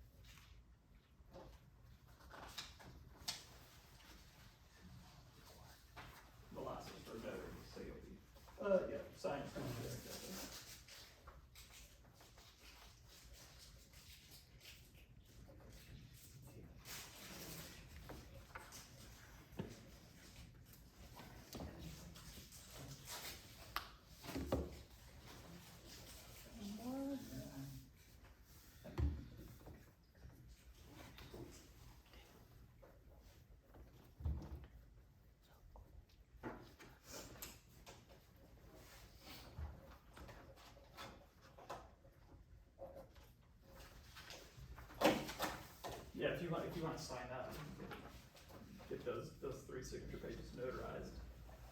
And then I'll make sure you fill out the affidavit, the replica affidavit. Good grief. I know. One of those pieces of paper says something about cakes and cookies or something. Did you just buy a house? Yeah.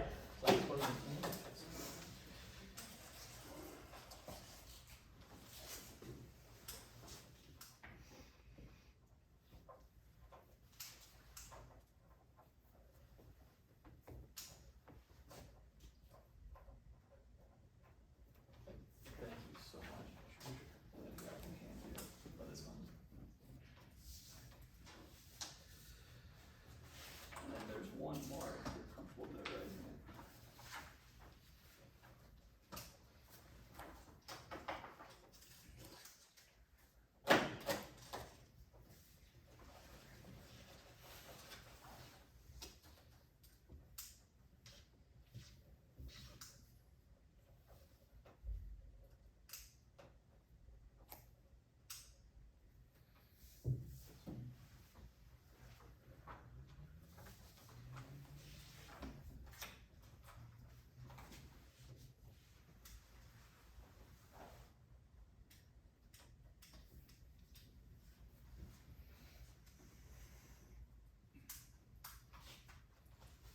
Anybody know any good jokes?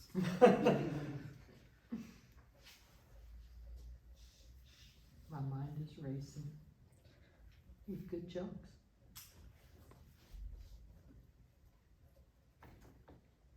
Have you heard the one about the plumber? I think I got it now. Herb corrected me, I think I have it now. I can't say I have it. Okay. Trade secret. Okay. Alright. Last one. This one. That one. Yeah, you guys. That one.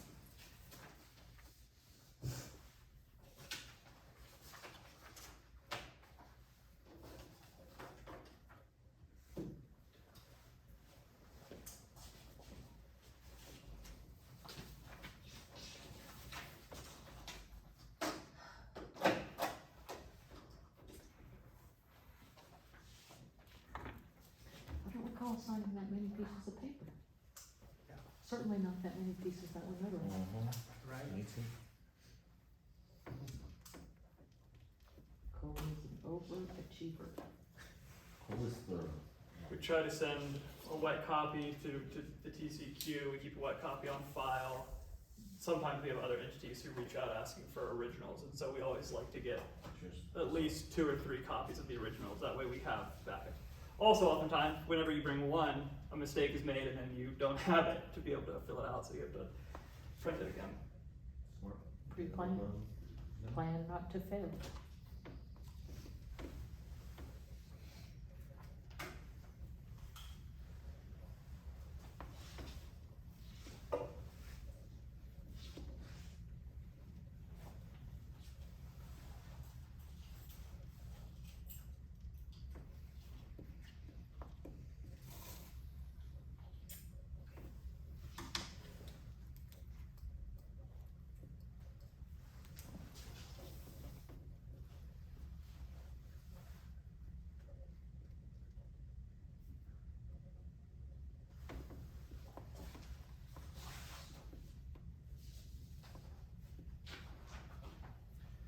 I'll say that we also, after she's appointed, what we do is we have to fill out a new district registration form with the TCEQ.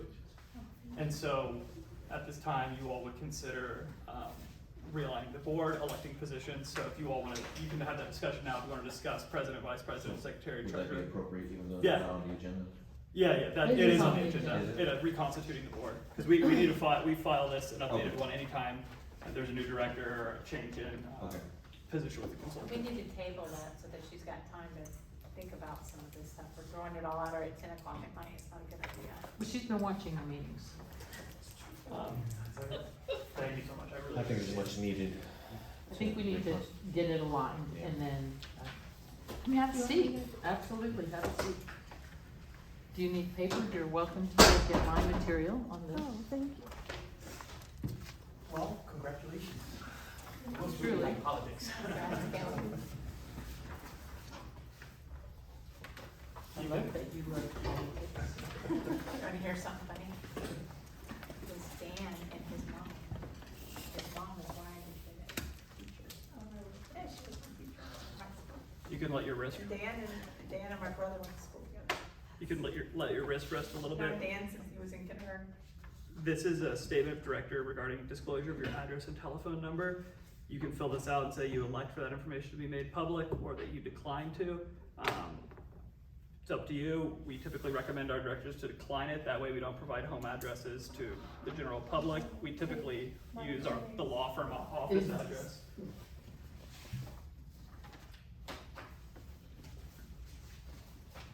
And then these are just two memos for you. You do not have to read them now. Please email me if you have any questions or call. One is regarding cybersecurity training, is something you'll need to do, and one is open government training.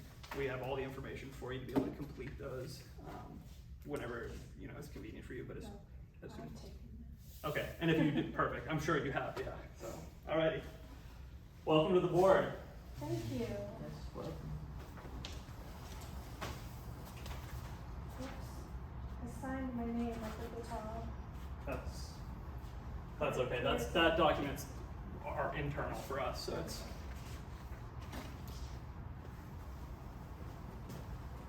We can check.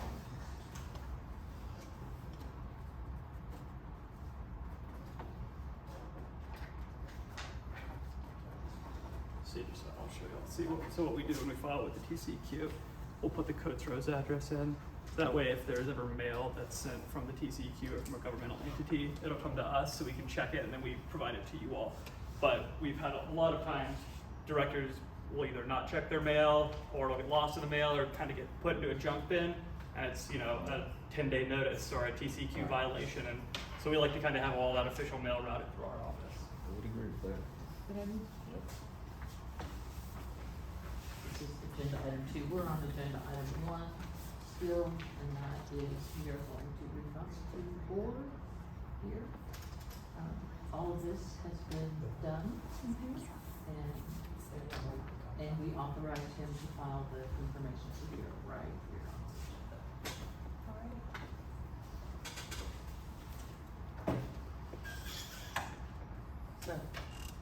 So we are in item 1F, correct? Reconstitute the board, pursuant to the requirements of section 9.4 Texas Water Code. And so reconstituting, do we get to You make a motion? Make a Make a motion motion to president. okay. If that's the way we go around, just making a motion for president, for secretary, Vice all the president. positions. President. Okay. You can do it that way, yes. All right, so can we start with secretary? And then work our way up to president? I would prefer to start with president and then go downward, vice president, and then would be Who my. would like to make a motion? Make the motion for Henry.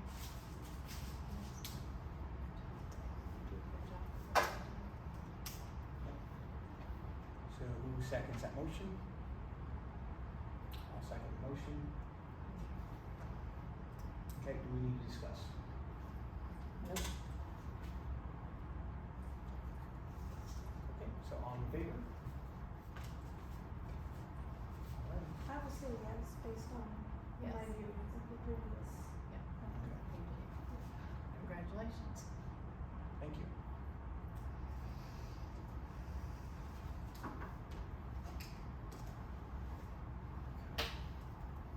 Did you vote?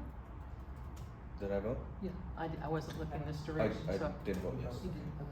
So 3 yes, 2 no. Alright, so then we move on to vice president, right? Do we have a motion? Motion to appoint Director Fobb as the vice president. She's still under censor, so she can't do vice president. I'm sorry. Okay, do we have a second? Wait, point of order. The censure has nothing to do with positions on this board. You learned that from Zach Evans. That's why I was nominated as the treasurer and that vote passed. Okay, do we have a second? I will second that.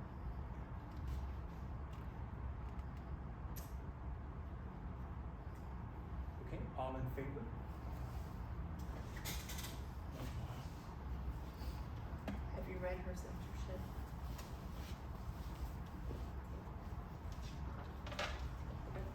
So, do we have a motion for a treasurer? Yes, I'd like to make a motion that I be the treasurer of the board. You're just nominated vice president. She was. You can hold more than one position. So you'd be vice president / treasurer? Yes. And I'm doing, and I would like to discuss that if this gets a second. Kelly, didn't you say that you're really good at stuff like that you're taking notes? Okay, so do we have a motion, we have a motion on the table for a treasurer, correct? Yes. Do we have a second? I'll second that, so we can discuss it. Okay, so you want a discussion, so go ahead. I'd like to hear what Director Fuck would have to say. I think when it comes to the finances of this board, the bills and invoices, the budgets, the financial reports, so far in my time on this board, I am probably one that understands them the best. And I have input to all of it and actually look at all of the material. And I think that's value added for the board because they can rest assured that it is being looked at closely. It isn't, I think, a permanent position for me to do. It is something to do until the rest of the board becomes familiar with the finances and how they operate here. And only because I've been looking at them for 6 years do I have the confidence that I can continue to make sure that the money is accounted for in this district. That's my opinion. Do you have anything to say? Is anyone else interested in being treasurer? I would hope that you would, because it sounds like you have a lot of experience with that.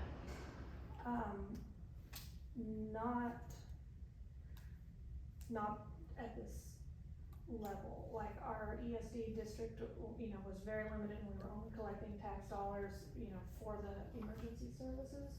And so I wouldn't feel comfortable diving into a budget of this magnitude, cold.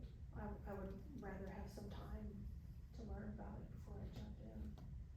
That's understandable. Go this way or? Yeah, I agree with Linda. She has, for the last 6 years, been the one addressing the bills that have been incorrect, questioning the bills. I think she is diligent in that role. She would be diligent in that role. She does that role regardless of being the treasurer, not being the treasurer now. She still does that role. So it just is fitting that she be in that position. It just makes sense to me. Yeah, I will stand by the first, I voted for you as a treasurer. I believe you have extensive financial experience, and I think you've done well in basically covering invoices and looking into the financials of the company, of the board. And I think you have the experience that you make a great treasurer, so. And I am once again gonna say the same thing, that when you were censored, the positions that you had were taken away. And just because all new people are here does not mean that you get to abuse that. And I believe that you've done that tonight. That's my 2 cents. Thank you, Beth. Can we, council, on that statement, it continues to surface all the time. Just wanna make sure that we are legally doing the right thing here. Does the censure has to do anything with the fact that Director Fogg can hold an office? I read the censure. The censure is more of a board document than anything that the water code doesn't guide censures, nor do I believe the local government code. So really it's a document that you all adopted that you all are enforcing among yourselves. If but it hasn't been removed. Right, I know, what I'm simply saying is it's the district's policy, it's not, there's no, the TCEQ isn't gonna come call and say that Director Fobb cannot serve as this role, because the center doesn't have, it's, for lack of better words, it doesn't have teeth in the water code or anything like that. That's my limited view on that censure. Granted, this is the only district that I represent that has a censure, so, you know, I can look more into it, but my view is this is more of a district board policy that you all have adopted and signed, so the board is enforcing it upon the director who is being censured. Can I correct you on a statement there? Sure, It wasn't sure. us that, it was the previous board that Okay. sat here that. Yeah, I just Of wanted to course, clarify yeah. that for the No, record. no, thank you, just the board in general passed the president, that's the enforcing body for this document. And if Kelly had read all of it, I think I would feel better about that, but there's no way that she's read about it because it's not something that's been open for everybody to review and read. Oh, it's on the It's on website. the website, yeah. It's on the Open website. records. And you've read all those pages? Can we, Move on. I don't move on, I don't think This it isn't a has, topic of yeah, censure. it's, yeah. Alright, so all We in, need so to we have a vote. motion? Yes. We have a second, all in favor?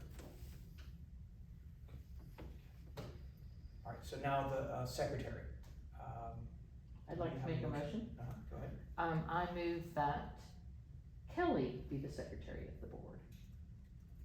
What are the duties of the secretary of the board? You sign up, that's what I do right now, so that's what, a lot of paper signing that you do, and just be on top of things with our lawyer and with your president. And also, the secretary's role in the water code is you will be responsible for the records of the district, making sure that he has all the paperwork, our contractors provide our records, the records of the district are the responsibility of the secretary. All right. Just for the record, do you have a specific, definition for the water code as to the role of the secretary? 49054, the secretary is responsible for seeing that all records and books of the district are properly kept and may attest the president's signature on the documents. And Kelly, I will tell you that our office does hold all of the records for the district, so we kind of act as a stopgate. I think it's highly beneficial for the secretary to be aware of what's going on in the district and to keep track of everything, to make sure everything's there. Oftentimes, documents aren't sent to me, or a contractor might, correspond with the director or the directors and leave off legal. So it is beneficial to have, a secretary be able to say, oh, hey, we got this sent to us, can you put this in the files? But don't think that, the second bedroom in your house is gonna turn into a massive storage room. The most important role of the secretary is attesting the president's signature and signing documents, and you'll see that you will start signing a lot of documents, not as many as tonight, but you'll sign the minutes and you will sign documents. So that's kind of the main role of the secretary. Okay, thank you. Alright, so we have a motion, do we have a second? No, second time. Okay, all in favor? Alright, so that's it, right? Nope, We have all nope, positions in place? we can do it, we can have an assistant secretary. That's my recommendation, is to have an assistant secretary. Yeah. To have the last two positions should be, in my opinion, you all don't have to take this, assistant secretary, you could even have an assistant vice president, assistant secretary, assistant treasurer. Those are kind of roles that an assistant secretary is highly recommended. That way you can have that assistant step in and sign documents. Because oftentimes we just bring a document that's for the president and the secretary, and if the secretary doesn't show, the assistant can step in. And if you want to have, you're more than welcome to elect to have an assistant treasurer or an assistant vice president. Those are all titles, and I will say, Kelly, these are just titles. No, the president or the vice president, no one can make a unanimous decision. It's always up to the board to decide what happens. So I'll go ahead and make a motion Okay. for an assistant, that David be the assistant secretary of the board. Okay, so we have a motion, do we have a second? I'll second. Okay, we have a second.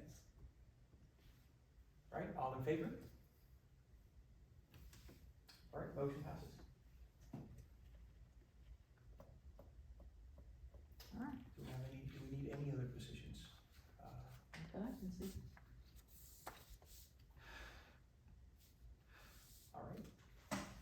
that's it. So I guess we'll move on to item number, So what is Beth's role? A director? Director? Is that a board decision, or do you wanna make her some sort of assistant of some position? I'm fine, Just director? I'm fine, Okay. surely. This is are gonna be we- hard to understand. I'm gonna share my yeah. agenda too with her. As we go into it, I'll pop the files up for you to see. So, anyway, can I just ask for a motion for me to update this document, the TCQ registration form, and file it with the TCQ So do you need a formal Please. motion from our? from the board? Okay, who wants to make a motion for that, I Secretary? motion that you, file that updated document with the TCEQ. Thank you. Do we have a second? Second. All in favor? Okay. Motion passes. Moving on to G, item G. We just Or did two. that. Right, yep. Number 2, discuss outstanding invoices associated with Sage Management Services. I'm asking that we table everything on here because what we said in our last meeting is that we would appoint someone as the director and then all this other stuff would be on our next meeting. None of these things were things that we talked about being on the meeting tonight. We have to pay the contractor. Now that we did discuss in the last meeting, and we do have to pay this contractor as timely as possible. And nothing's gonna change about the invoices that we have, so I'd like to proceed with this agenda and finish this up. The bookkeeper can cut a check and pay Sage Management. Okay, now have we, cause I know at our last meeting, we've had the issue over Sage Management. Have we decided financially what's to be paid? Well, that's what we're gonna talk about. And in your board packet are the last 2 invoices that we did talk about at the last meeting. And one of them, this invoice number 128 is an invoice for 3 hours meeting with the committee to address the wishes of the committee regarding the fine database and letters and add new Spanish blurb to the letters. And we had confirmation from Cole, who looked at their contract, and meetings with the committee is covered in their base fee. So this contract, my suggestion would be that we return this invoice for $120 because it's covered in their base. That last meeting that we had was not covered. That was a separate meeting that we've had, and I have shared that many times. No, I'm sure Cole addressed this for us. Committee meetings are covered in their base fee. Not more than one. We had to do several. Well, this is one date, January 12th, 8:15 to 11:15. So, in the history, for your knowledge, in the history of this contractor, they have never billed us for meeting attendance. This is the first invoice in 51 months of service to the district that they have billed for a meeting. And meetings are covered in their base fee. And as Cole reminded us, their contract is a little loosey-goosey, and it doesn't specify just one. It says a general board meeting and committee meetings, but it doesn't say how many of either. So Cole, they can have- you? That it's not loosey-goosey, it's something that the board voted on and that we all did together. So please do not be feeding her stuff that is not true. That is something The that was done contract- by all of us. No, I wasn't even on the board when that contract was done. That contract doesn't specify the number of meetings they need to attend that's covered under that base fee. It's So blank. just to understand, Linda, so so you're talking about invoice 128, correct? And sets meeting with committee to address the wishes of the committee regarding the fine database and letter? And so you're saying we shouldn't pay this? No, I don't think they should be compensated for attending a committee meeting, no. Cole, now what's on the contract according to It was your a separate interpretation? meeting call. The contract states, manager will attend all meetings of the DRC and the board and shall be responsible for preparation of minutes from all DRC meetings that are open to the public. So That's under basic services, and then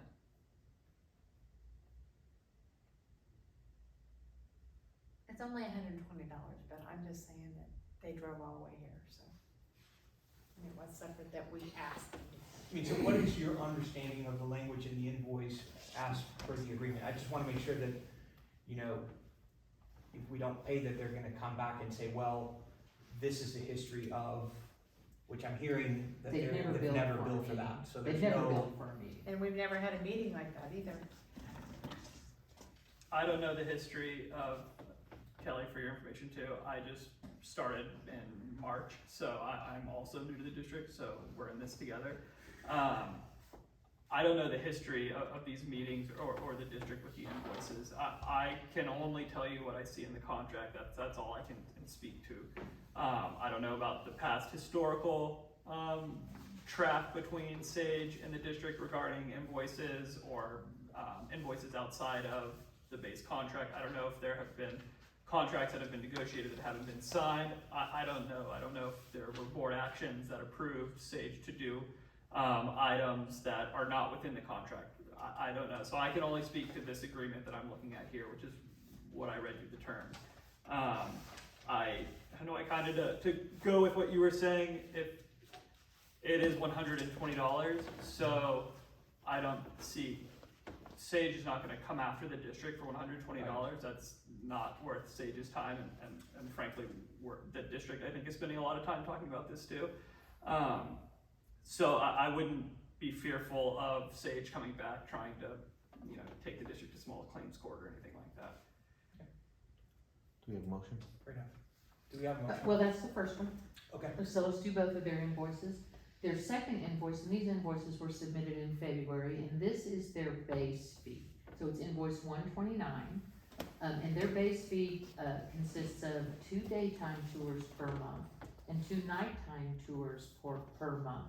And their nighttime tour includes a pass, 422 homes that they check for cars parked in the street, a pass before midnight, and a pass after midnight.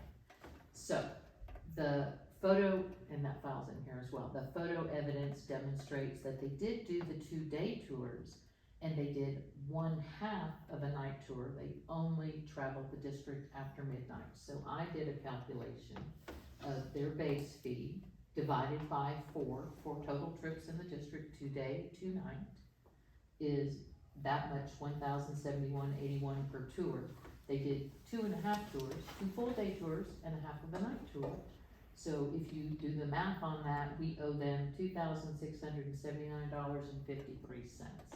And that compensates them for the travel time in the district. Perfect. Can we hear from committee? They did do members? both night tours, and I know that they handed in their keys and everything to Stephanie that night on the 24th, saying that this would be their last. So Cole managed to get these are the photo files of their tours. Okay, I just want to understand, do you hear what she said, right? Because she's the committee, She's on the needs to committee. commit, correct. So, so you're saying this is not correct? They did both, They did both. and they are done. But the photos do not indicate there was any night tours past February 10th. If you look at every one of these photos, the only night tour they did was on February 10th after midnight. There's no photos before midnight, and there's no other night tours in the month of February other than February 10th. If there's more photo evidence somewhere that, Cole, did they send you any other files? I have not seen anything though. Okay, so we can only base it off the facts that we have in front of us. This is the photo report. We have one for day tours as well. And this shows their night tours, and if you look at every month or every February date in here, it's only on 2/10 and it's only after midnight. If they did a second tour in February, there are no photos to demonstrate that. Okay, and then I'm gonna ask you to please table it and speak with them tomorrow. Because I got the confirmation that they were here that night. Well, but Beth, we All right, have so to have can photos. we They have drive a allow long way to Director come Flores here. to discuss? I am not gonna not pay someone that comes and shows up and does their work. That is dishonesty. Cole, in their contract, does it state that they need to have a tour before midnight and after midnight? Is that in their Yeah, contract? it before and after? 12? Give me 1 second to pull it Sure. back up. I was, Oop, no, on this.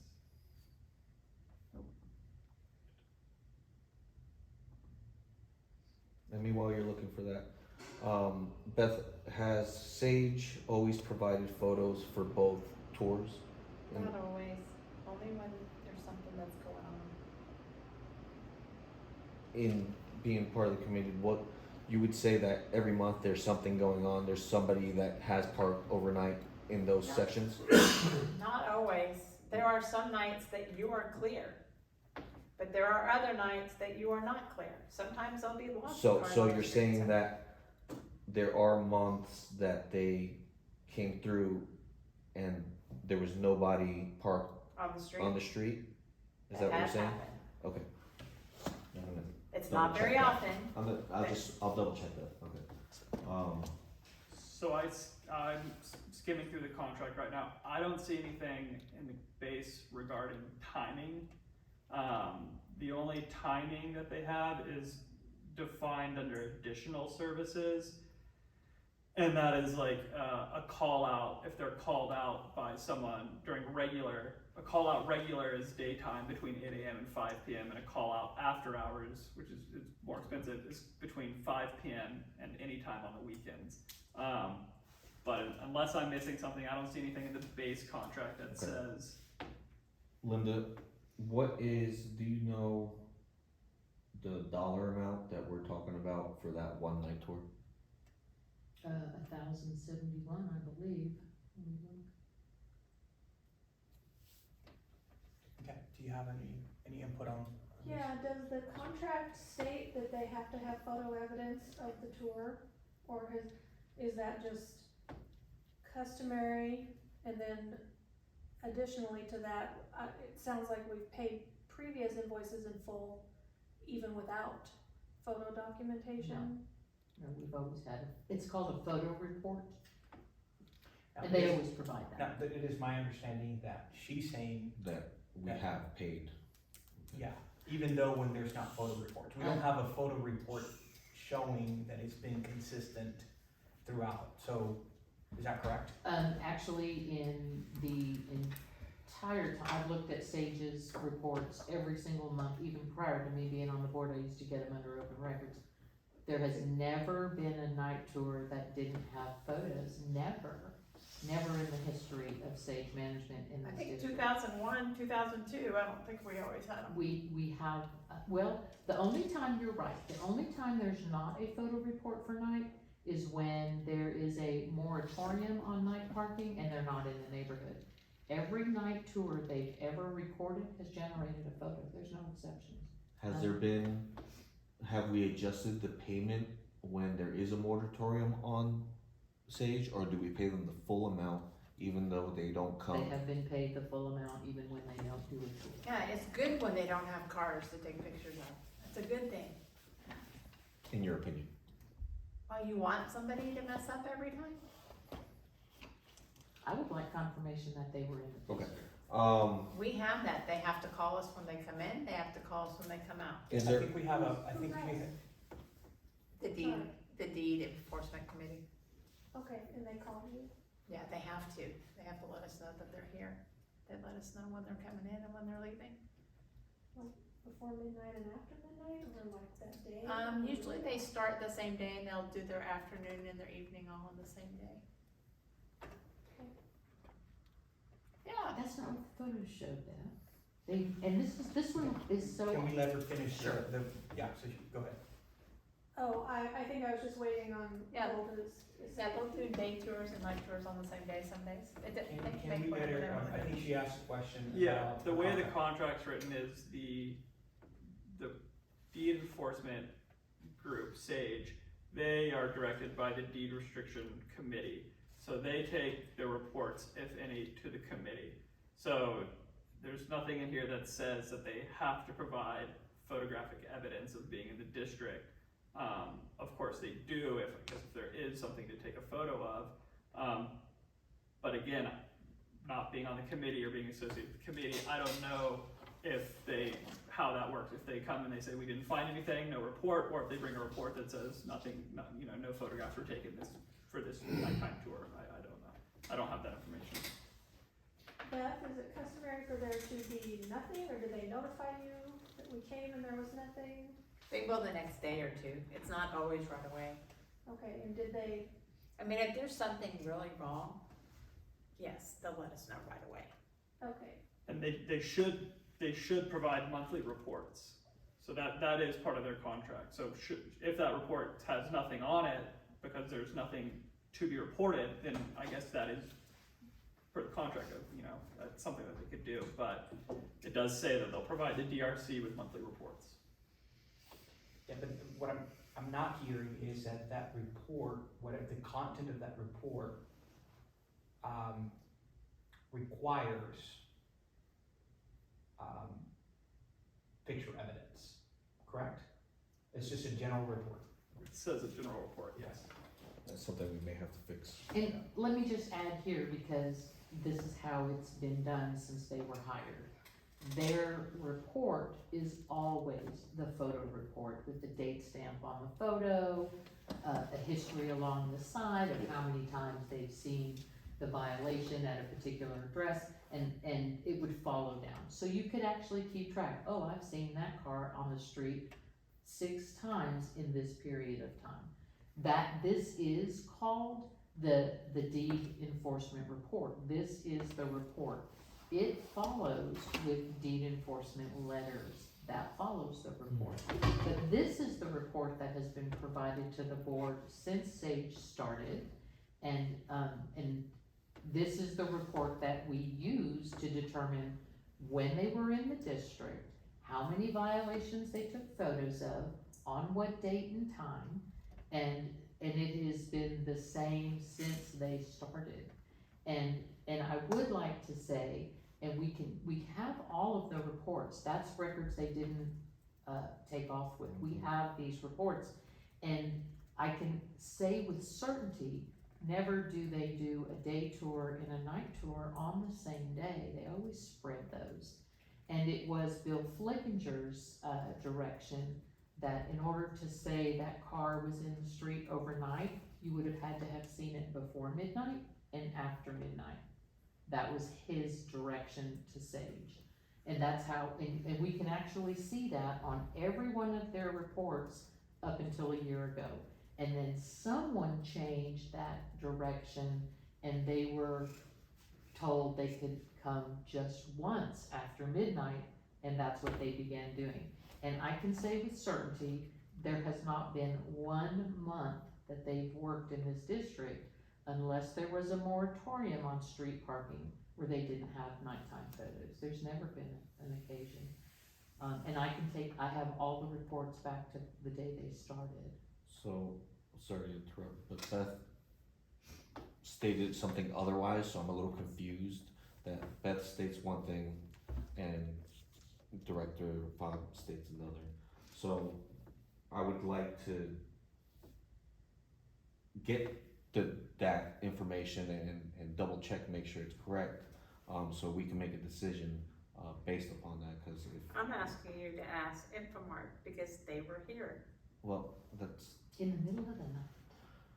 That, they told them what they were gonna be back, and that they did. So, I'm you have having any a more hard time that you guys don't want to listen to what the directors that work on that committee have to say, because it sounds like you wanna argue it the whole time. I mean, we're talking about a small amount of money, either don't pay them or pay them. it's not our money. It's not our money. The people's money, so we It have is to the be, people's money. we have to be stewards of that money and be Whatever way we fiduciaries. choose. We have to be fiduciaries with that money. So I make a motion that we do not pay invoice 128 and that we hold off on 129 till we can determine if they, what am I trying to say?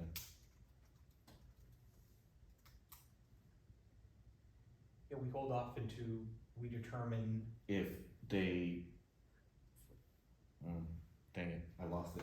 How about we make a motion that we pay them when we know we can pay them, and then Maybe hold second off on the visit. second half? What's that? I Sorry. was gonna say, were you in determination of whether they made their second visit or not? No, Oh. it wasn't that. I really don't want I to. lost it. How about if I try to make that motion? Alright, I withdraw my motion. Okay. Go ahead. Try it. Go ahead. Sometimes when they're long, it's complicated. Have the bookkeeper cancel checks 5819 and 5820 and reissue one check for the Sage Management invoice 129 for the base fee in the amount of $2,679.53 for actual services performed in February of 2023. Can you just repeat that amount? Yes, $2,679.53. And before we go for a second, let me just say this. If the evidence proves different, we can always cut another check. This way, we get them paid in 60 days. Alright, so we have a motion on the table. Do we have a second? I'll second. Okay.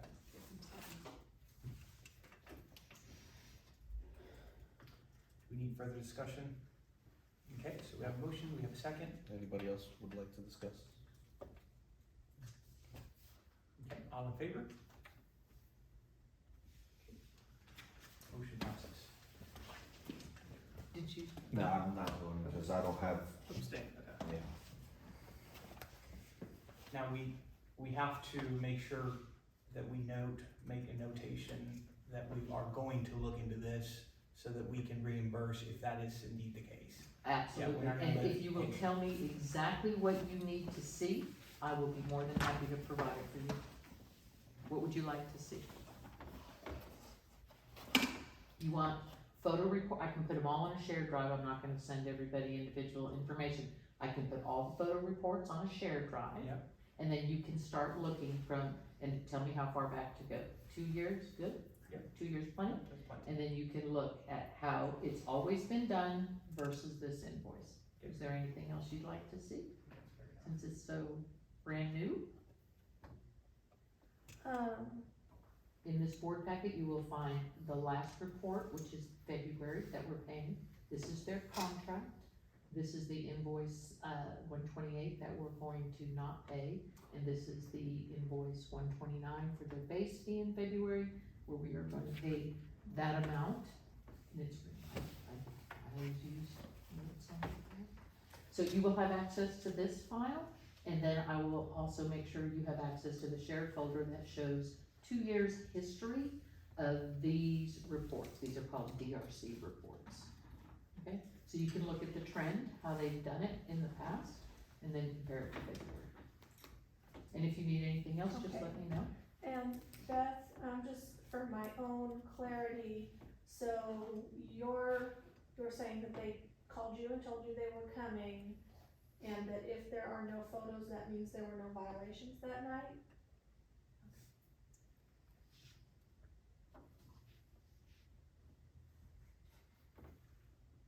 Now, I think we ought to also stick to whatever we have that's clearly stated on the contract. Again, that's purely my opinion, but I think that should be the determining factor. My concern is that we're gonna get so lost in the process of identifying when did report a picture, because we don't have a consistency.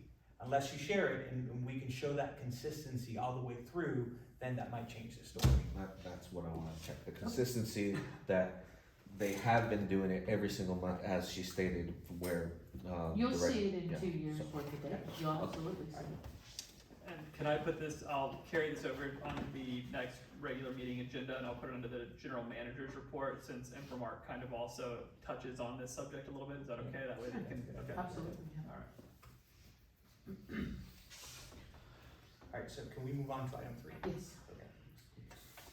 We're good? Alright, 3, discuss RFP for did restriction management services.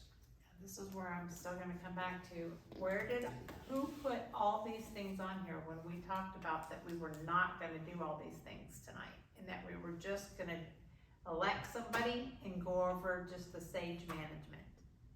I don't mind doing one more, but I wanna know how all these things got on here when we verbally said that we were not gonna be doing all these things at this board meeting.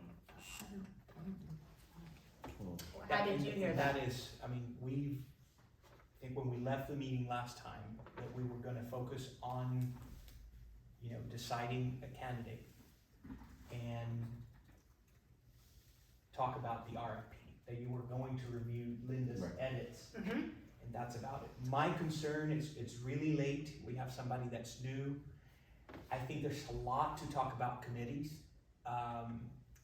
We were, Director Flores and I were talking at a moment where I think we gotta re-envision this whole thing about committees, instead of just kind of going through the traditional route of appointing here and there. So I think we ought to give it a little bit more time. It's kind of late in the game, but again, I don't call the shots here. For It's a matter agenda of item vote. 3, you wanna For wait? agenda item 5. No, Oh, 3 for you 5. did ask to do tonight. Yeah, but 3 we 4, did ask 5, tonight. 6, So 7, can we 8. go through 3? Yeah. And then when we get to 5, we can kind of, Yeah. let's just keep rolling. So yeah, let's do 3. Yeah, So cause that all is these your agenda others, item. we actually said we were not going to do. Okay. Right, but then Number let's, 3. let's go to number 3, that's your agenda That item. we so did you say go we ahead. were gonna do tonight. So on number 3 is discuss the RFP for deed restrictions management services. We tabled this last time because I couldn't find it, and actually it still wasn't in there for me, but I was able to get it today through the office. So, on here, Linda, you have highlighted it for, Did you put it in the board packet? I can't see if it's see, on. it's not in mine. I in the printed previous off exactly months, what yeah? you have. Yeah, correct. This is what you Would did, you- Linda. What month was it? I think it's a 3/29 meeting. It is the 3/29. It had to come up here because it's not in my file. I don't know why I got missed and everybody else had it, but I do not. Agenda item 8, right? 8. Correct. Yeah. So on here, you have E as Anderson Mill West Voluntary Neighborhood Association with Architectural Control Committee. Why do you wanna remove that? Because it's a voluntary neighborhood association. It has no mandatory HOA and a voluntary neighborhood association. But the reason why it's on there is because they help us immensely. It doesn't matter, it's not consistent with the Are rest. they still up and going? Because their website's not existing. Well, We don't know who they Gerald are. passed away, so We don't Well, know that who would- they are. that did Is that. is it a functioning neighborhood It's, right association? now, Chris is getting it back up in order is what he told me. That's all that I know, Okay, is well, that they're working on that. Well, I don't think that, So this is her committee, so can you report on what your observations are? This is Yes, your, the agenda ACC item, needs to and then we stay can have on here. discussions This does about it. not need to be removed because they are gonna be helping with that committee. And I know that's what you sued them for, but that's not, they are a part of making decisions on when somebody's gonna build a pool in their backyard, it has to go through the ACC and through us. So yes, that needs to stay on there. Then we're gonna go to page, So you're requesting that D stays on there, yes, please. I mean, that's E. E, sorry, E. And then on number 1A, you just highlighted the N. In addition, the manager will. So you have, it is preferred that the manager will have at least one staff member assigned to the district who is fluent in Spanish, and it says period. In addition, the manager will, so maybe I highlighted it because it should be a small I-N. Let's just do that, IN, okay. Then we're gonna go down to B. It says communications with the district. It says the manager will maintain ongoing communication with the district's deeds restriction enforcement committee consisting of 2 members of the board of directors. It goes to the committee first, it's always gone to the committee first, and then there are 2 members on the board that are on the deed committee, so that needs to stay there. I don't know why you highlighted Well, the that. reason I highlighted it, and it's really a discussion we're gonna have when we talk about committees, the deed restriction or deed enforcement committee, what DRC, should not be a committee because they make decisions and they don't do it in a public forum. They don't post their meetings and they don't do them in public, and any decisions made by any members of this board must be done in an open public meeting. And the DRC committee has taken it one step further, and they have been making decisions on who gets a violation letter, who gets sent to litigation. All these things have been done outside of the public's purview. So this is not a committee function, this is a board function. And for Actually, that reason, I it's took not it out. true. Okay, can we ask counsel for that? What is your, Linda's statement regarding? Can I explain that first though? before we- Sure. Okay, so the whole reason why it was ever taken out of the meetings, Linda, is because there were lawsuits that you were putting through there, and Zach said, take these out. We did. And it was not something that we just decided. They get a first warning, they get a second warning, they get a third warning, okay? If it gets past that, then it comes to the board and we make a vote on what's gonna happen with this. That's how it has been, that's how it should be happening. So the You don't have the time. deed It would take restriction 3 hours to the do deed these. restriction committee would, they were the ones that decided who gets the first letter, second letter, it would go No, to them if first. they had a violation, Sage automatically gives them the first door hanger. If they violate it, the next time they came out, they would get their second door hanger. Well, here's my If 2 the cents third- on this whole line. In the past, the DRC committee was a public meeting held on Mondays, every single Yes. third Monday. And this was when the DRC committee would come and present it all to. So it was never where just two members of this board would get this information. The whole board would get this information, and that's what Linda's referring to. It would be the whole board makes the decision because But it it's, had to stop because of the illegal actions that were happening. Which Point of ones? order, Can we Linda, get, you Point of always say order. quarter okay, of can order we when it get, involved you. Yep. listen, can we agree to get the attorney's input on this? I'm Go sure ahead. Zach filled you in on some of this. So my opinion is if the district elects to enforce any type of penalty, then ultimately it's a board decision. It's 5 directors who do it. If the district elects to have a committee to handle that responsibility outside of a regular board of directors meeting, that's fine. I think what needs to happen though is the board should adopt what you described about having a public meeting on a separate Monday with 3 directors present for the committee. Or did you say 3 directors? It was actually all 5 would, Oh, between 3 and 5 would okay. attend. Okay, so if it was a meeting that was outside of the regular board of directors meeting, because for whatever reason it's a single subject meeting that you all want to have, that's okay too, to separate those 2 out. You could do, we have in a lot of my districts committees that are quote unquote non-binding, so it'll be 2 representatives from one district and 2 representatives from another district, and they make decisions on joint wastewater treatment plants, joint water wells, etc. What they do is they listen to the engineers, they make the recommendations, they're authorized per an agreement between the 2 districts to make decisions up to, in this specific scenario, up to a certain amount of money. And then if there's anything over or anything unusual, they bring that to the full board of directors at a regular board of directors meeting for a decision to be made. That way, when you have a project, like one of my clients right now is they're expanding their wastewater treatment plant to 1.2 million gallons per day. It's like $15 million project. And so there's a lot of invoices to review, there's a lot of engineering speak. So they have a separate committee to go through that and do all that. If anything's out of the ordinary, they bring it to the full board to discuss, and of course, if there's invoices that need to be approved, the committee looks at the invoices, they make a recommendation to the full board, and then the full board at the regular board of directors meeting will approve or sign that invoice. So the concept of having a separate meeting with whether it's 3 committee members or a full board of directors, whatever it is, would work. I would just highly recommend that the board of directors adopt a policy on how that committee would work, what the functions are, what their approval is.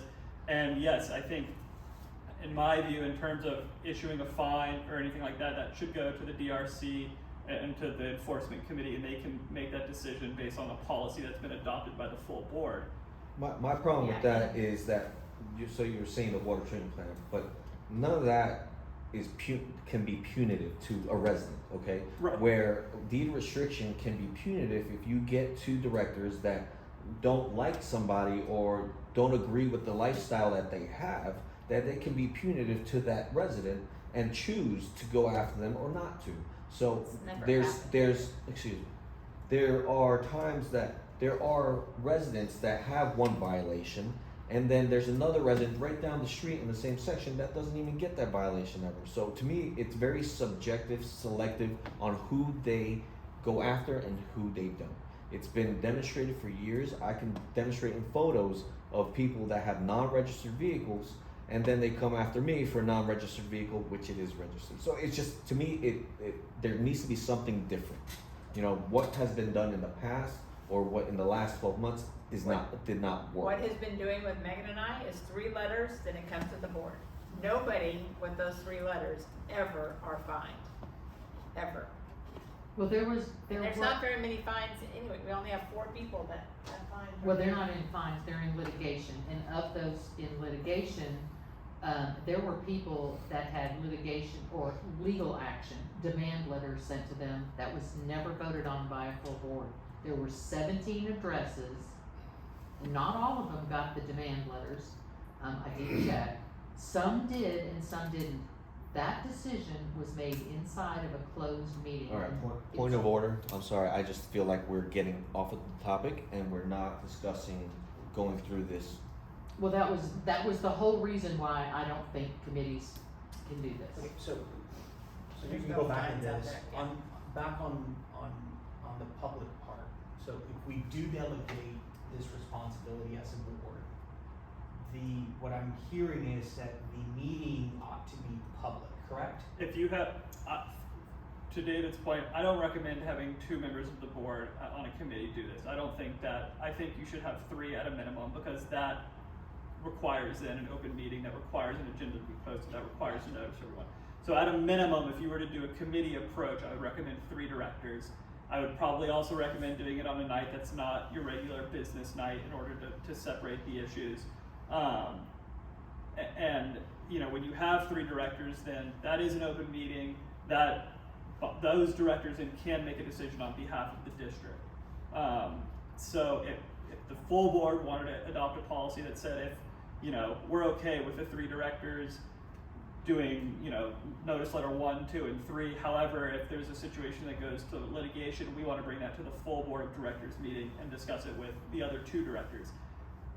I think that's a decent idea, but it would be up to you all. I think if there are 2 directors who aren't on the committee, I think it's beneficial to have those 2 directors' input in a situation like this, because having a fresh perspective or having people who aren't necessarily involved with that, to get that fresh perspective is a beneficial thing, in my opinion.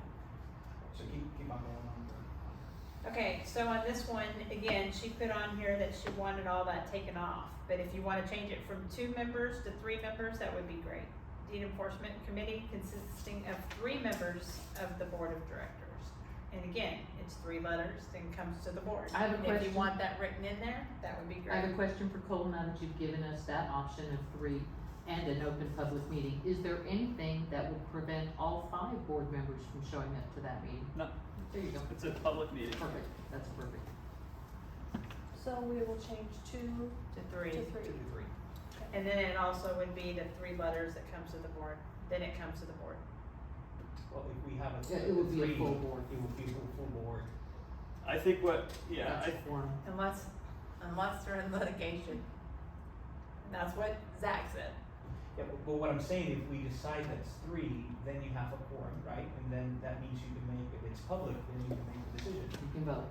Right, I think, yeah, you could have 3. I think if 2 other directors, I think in this scenario, if you had 3 who sat on this committee and could bind the district to decisions made by this committee, if you had 2 other directors show to that meeting, it's an open meeting, it's a public forum, they're allowed to show up and voice their concerns and do that.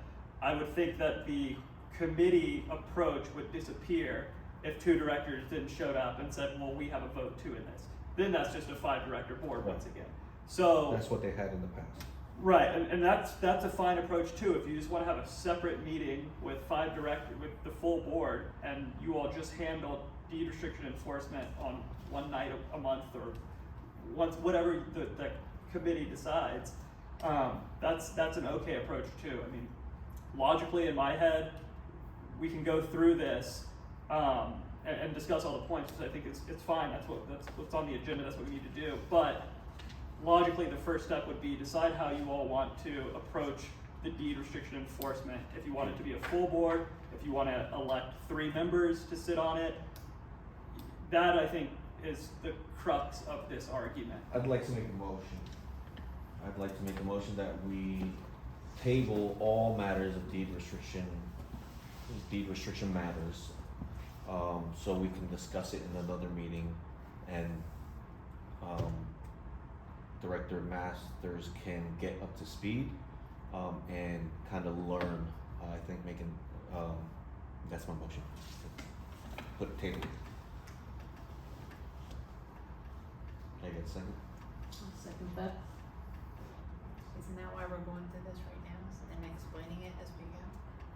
I think it needs more time, we need, Yeah, we need a time to hash this out, it's gonna take. It's Well, a my big- it's a biggest is big- how can we Well, have can we 5 vote? on the board? cause we have a If motion, we have we have a motion and we have a second. You can't vote Give me 1 second. So on we- anything deeds. Yes, you can. Give me 1 second. he's So in we have a- litigation.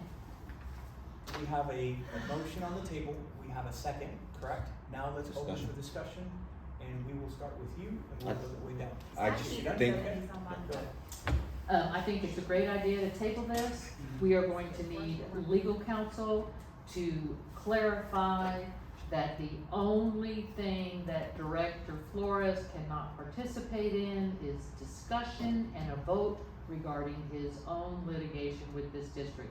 He is not prohibited from supporting and defending the constituents in this district that are in the deed enforcement crosshairs. He only can't speak to his own. It's covered in the Open Meetings Act.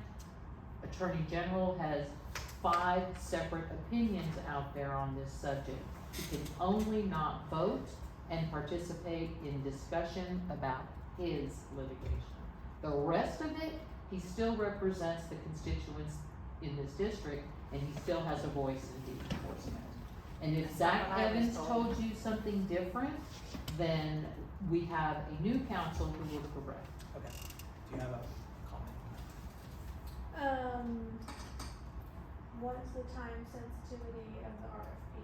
The sooner we can get it out, the sooner we can get somebody in. I am getting some letters of people wanting things to be straightened back up, because there are so many people in this neighborhood that want deeds in place. Can, And so can, I can't do that if we don't have this RFP out there to try to look for someone. would you be able to share those letters? I just, Yeah. see if, would you be able to put those on a Yep. share, on the share drive? Cause And there's I'd only like a to see couple, those but letters. it's your home. It's her time, so let it go. Thank you. Yeah, I mean, this is the first time I've, seen this document, so, and it's been a long day, guys. And so I'm sensitive to the time issue, but, I would love some time to, review it and be more informed going into the next week. Likewise, my comment will be quick, but I think we ought to look at this very careful, right? We've gotta make it, we're not gonna make it perfect, but we gotta make it equitable. And the more people we have involved in making decisions for the resident, the better it is. And so we have to dedicate the time. I don't think tonight would be the time to do that, so, Barry Jones. I'm just doing what the people want, and I know that is to get this out there, so I am gonna stay out of it. If that's what you guys wanna do, then that's the vote that you can make. I'm out. I'm just saying that we look through this, with more time and with legal counsel in place to, I think it's important to understand why we have these, like dash cams. I don't know why you would wanna take the dash cam out for somebody, you know? Do we have a second? Yes, you So second. you have a second. Yes. I didn't write me down. Okay, I'm done with my comment. Are you done too as well? Done. Okay. So I guess, all in favor of tabling this further? Okay. Motion passes. All right, moving on to next agenda item.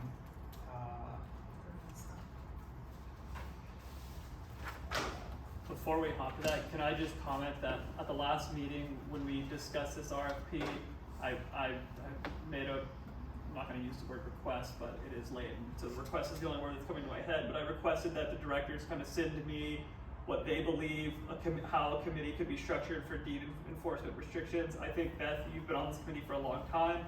I would probably defer to your knowledge in terms of how it's run behind the scenes, as you know that.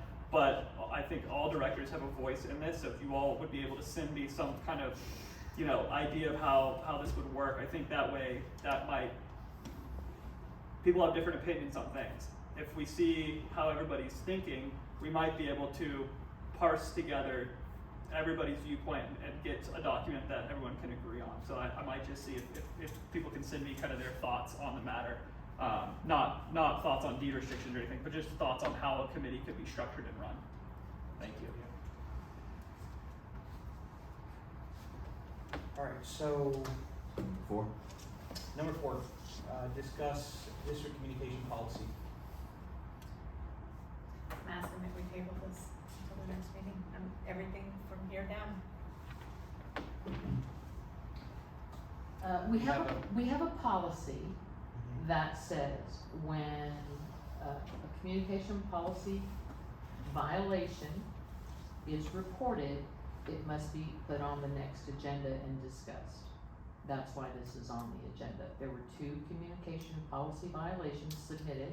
Now my question is this on the next, including special meetings or the next regular meeting? It just says on the next On agenda. the next agenda item. But there was a real short window between the agenda being published and those violations. And if Cole has not had an opportunity to do his piece, then this is best tabled. And I could make a motion to table this until the next meeting. I agree. Okay, so I move that we table the discussion of the communication policy violations until the next general board meeting. Okay, excellent. We have a motion, do we have a second? I'll second that. Okay, we have a second, all in favor? Beth, did you vote? Yep. Abstain. Abstained or no? Abstain. If she abstains, the rules require that you give your reason for abstaining your vote. That's in our rules of I'm fine procedure. doing it tonight. I'm sorry?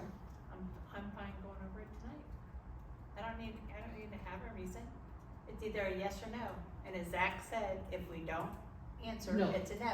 The rules of procedure, and you should read those as well. The rules of procedure in the meeting is you can vote yes, no, or abstain. But if you abstain, you have to give the reason for your abstaining vote. So that's all I'm asking you, so we can fill in the minutes with why you're abstaining. Well, I don't, Okay, I I'll don't say no. recall, I don't recall, I think the rule has been, and I might be, you know, I gotta review the rule, but it is my understanding that if you abstain, it's counted as a no. He can count it, Zach can Yes. count it as a no vote, but You it's still have to give a recorded reason. in the minutes, the exact way it was given, as an abstain vote with the It's a reason. no. Okay, you can vote no, that's better. All right. Easy. All right, so we will table, 4. district policy or, communication policy at our next meeting. Should we do the same for number 5?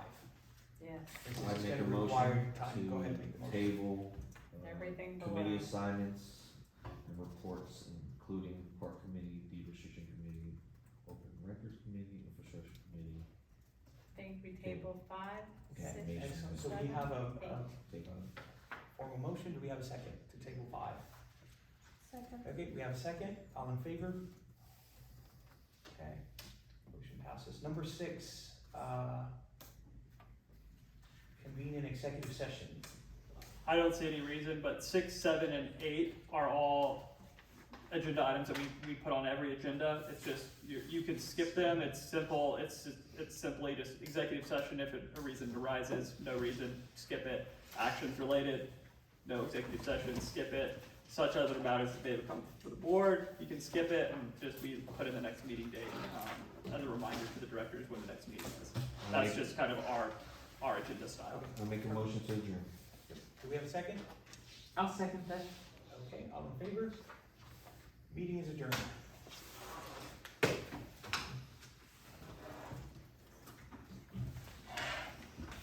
Congratulations again.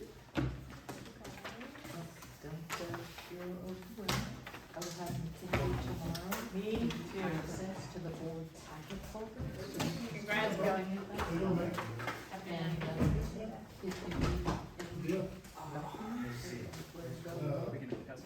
If you wanna even- I'll be able to They use this. don't work, so just let me know and I will shuffle them to you for a shared drive on this.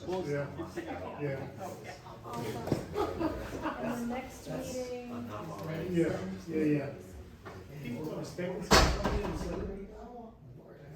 And would the rules of procedure allow you to add Yeah. items to the It's all agenda? good. I do it for As late as the Wednesday prior to the next meeting. A week before, and you would send those to Cole, and because he creates the agenda. Cole, can I get one of your business cards again? Yeah. Oh, I gotta stop the recording.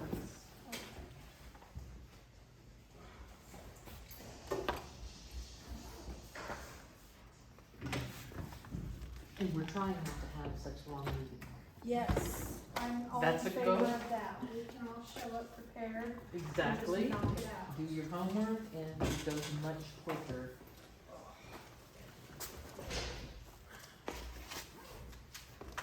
Well, I thank you guys again. That No, was, I thank you. there were some really, really fine, And we're gonna use those people because they're interested in helping, Get some and rest. we can actually I'm so glad I have off tomorrow. residents helping Usually with some of these Wednesday meetings, I committee have to go to things work that the next Parks day. is The a next really day. good Tonight, example. It's- We need a committee that Same here. does contract I'll get to reviews, sleep and there's tonight. people out there Fridays that can do are that killer. for us as well, so there's Good seeing you. opportunity. For everything. It's gonna be changes, but there's opportunity. Bye, Linda. Good night. Congratulations. Thank you so Talk to you much. later. Yeah, likewise. So this is Steven's son. Yeah. the, well, you'll know, the playscape at Sunchase Park, It was- is that on schedule? it was- Is that gonna be? no, in- It okay. was bought and paid for, which I do believe that's a violation of public finance laws. You're not supposed to, the government shouldn't pay for something they have not received.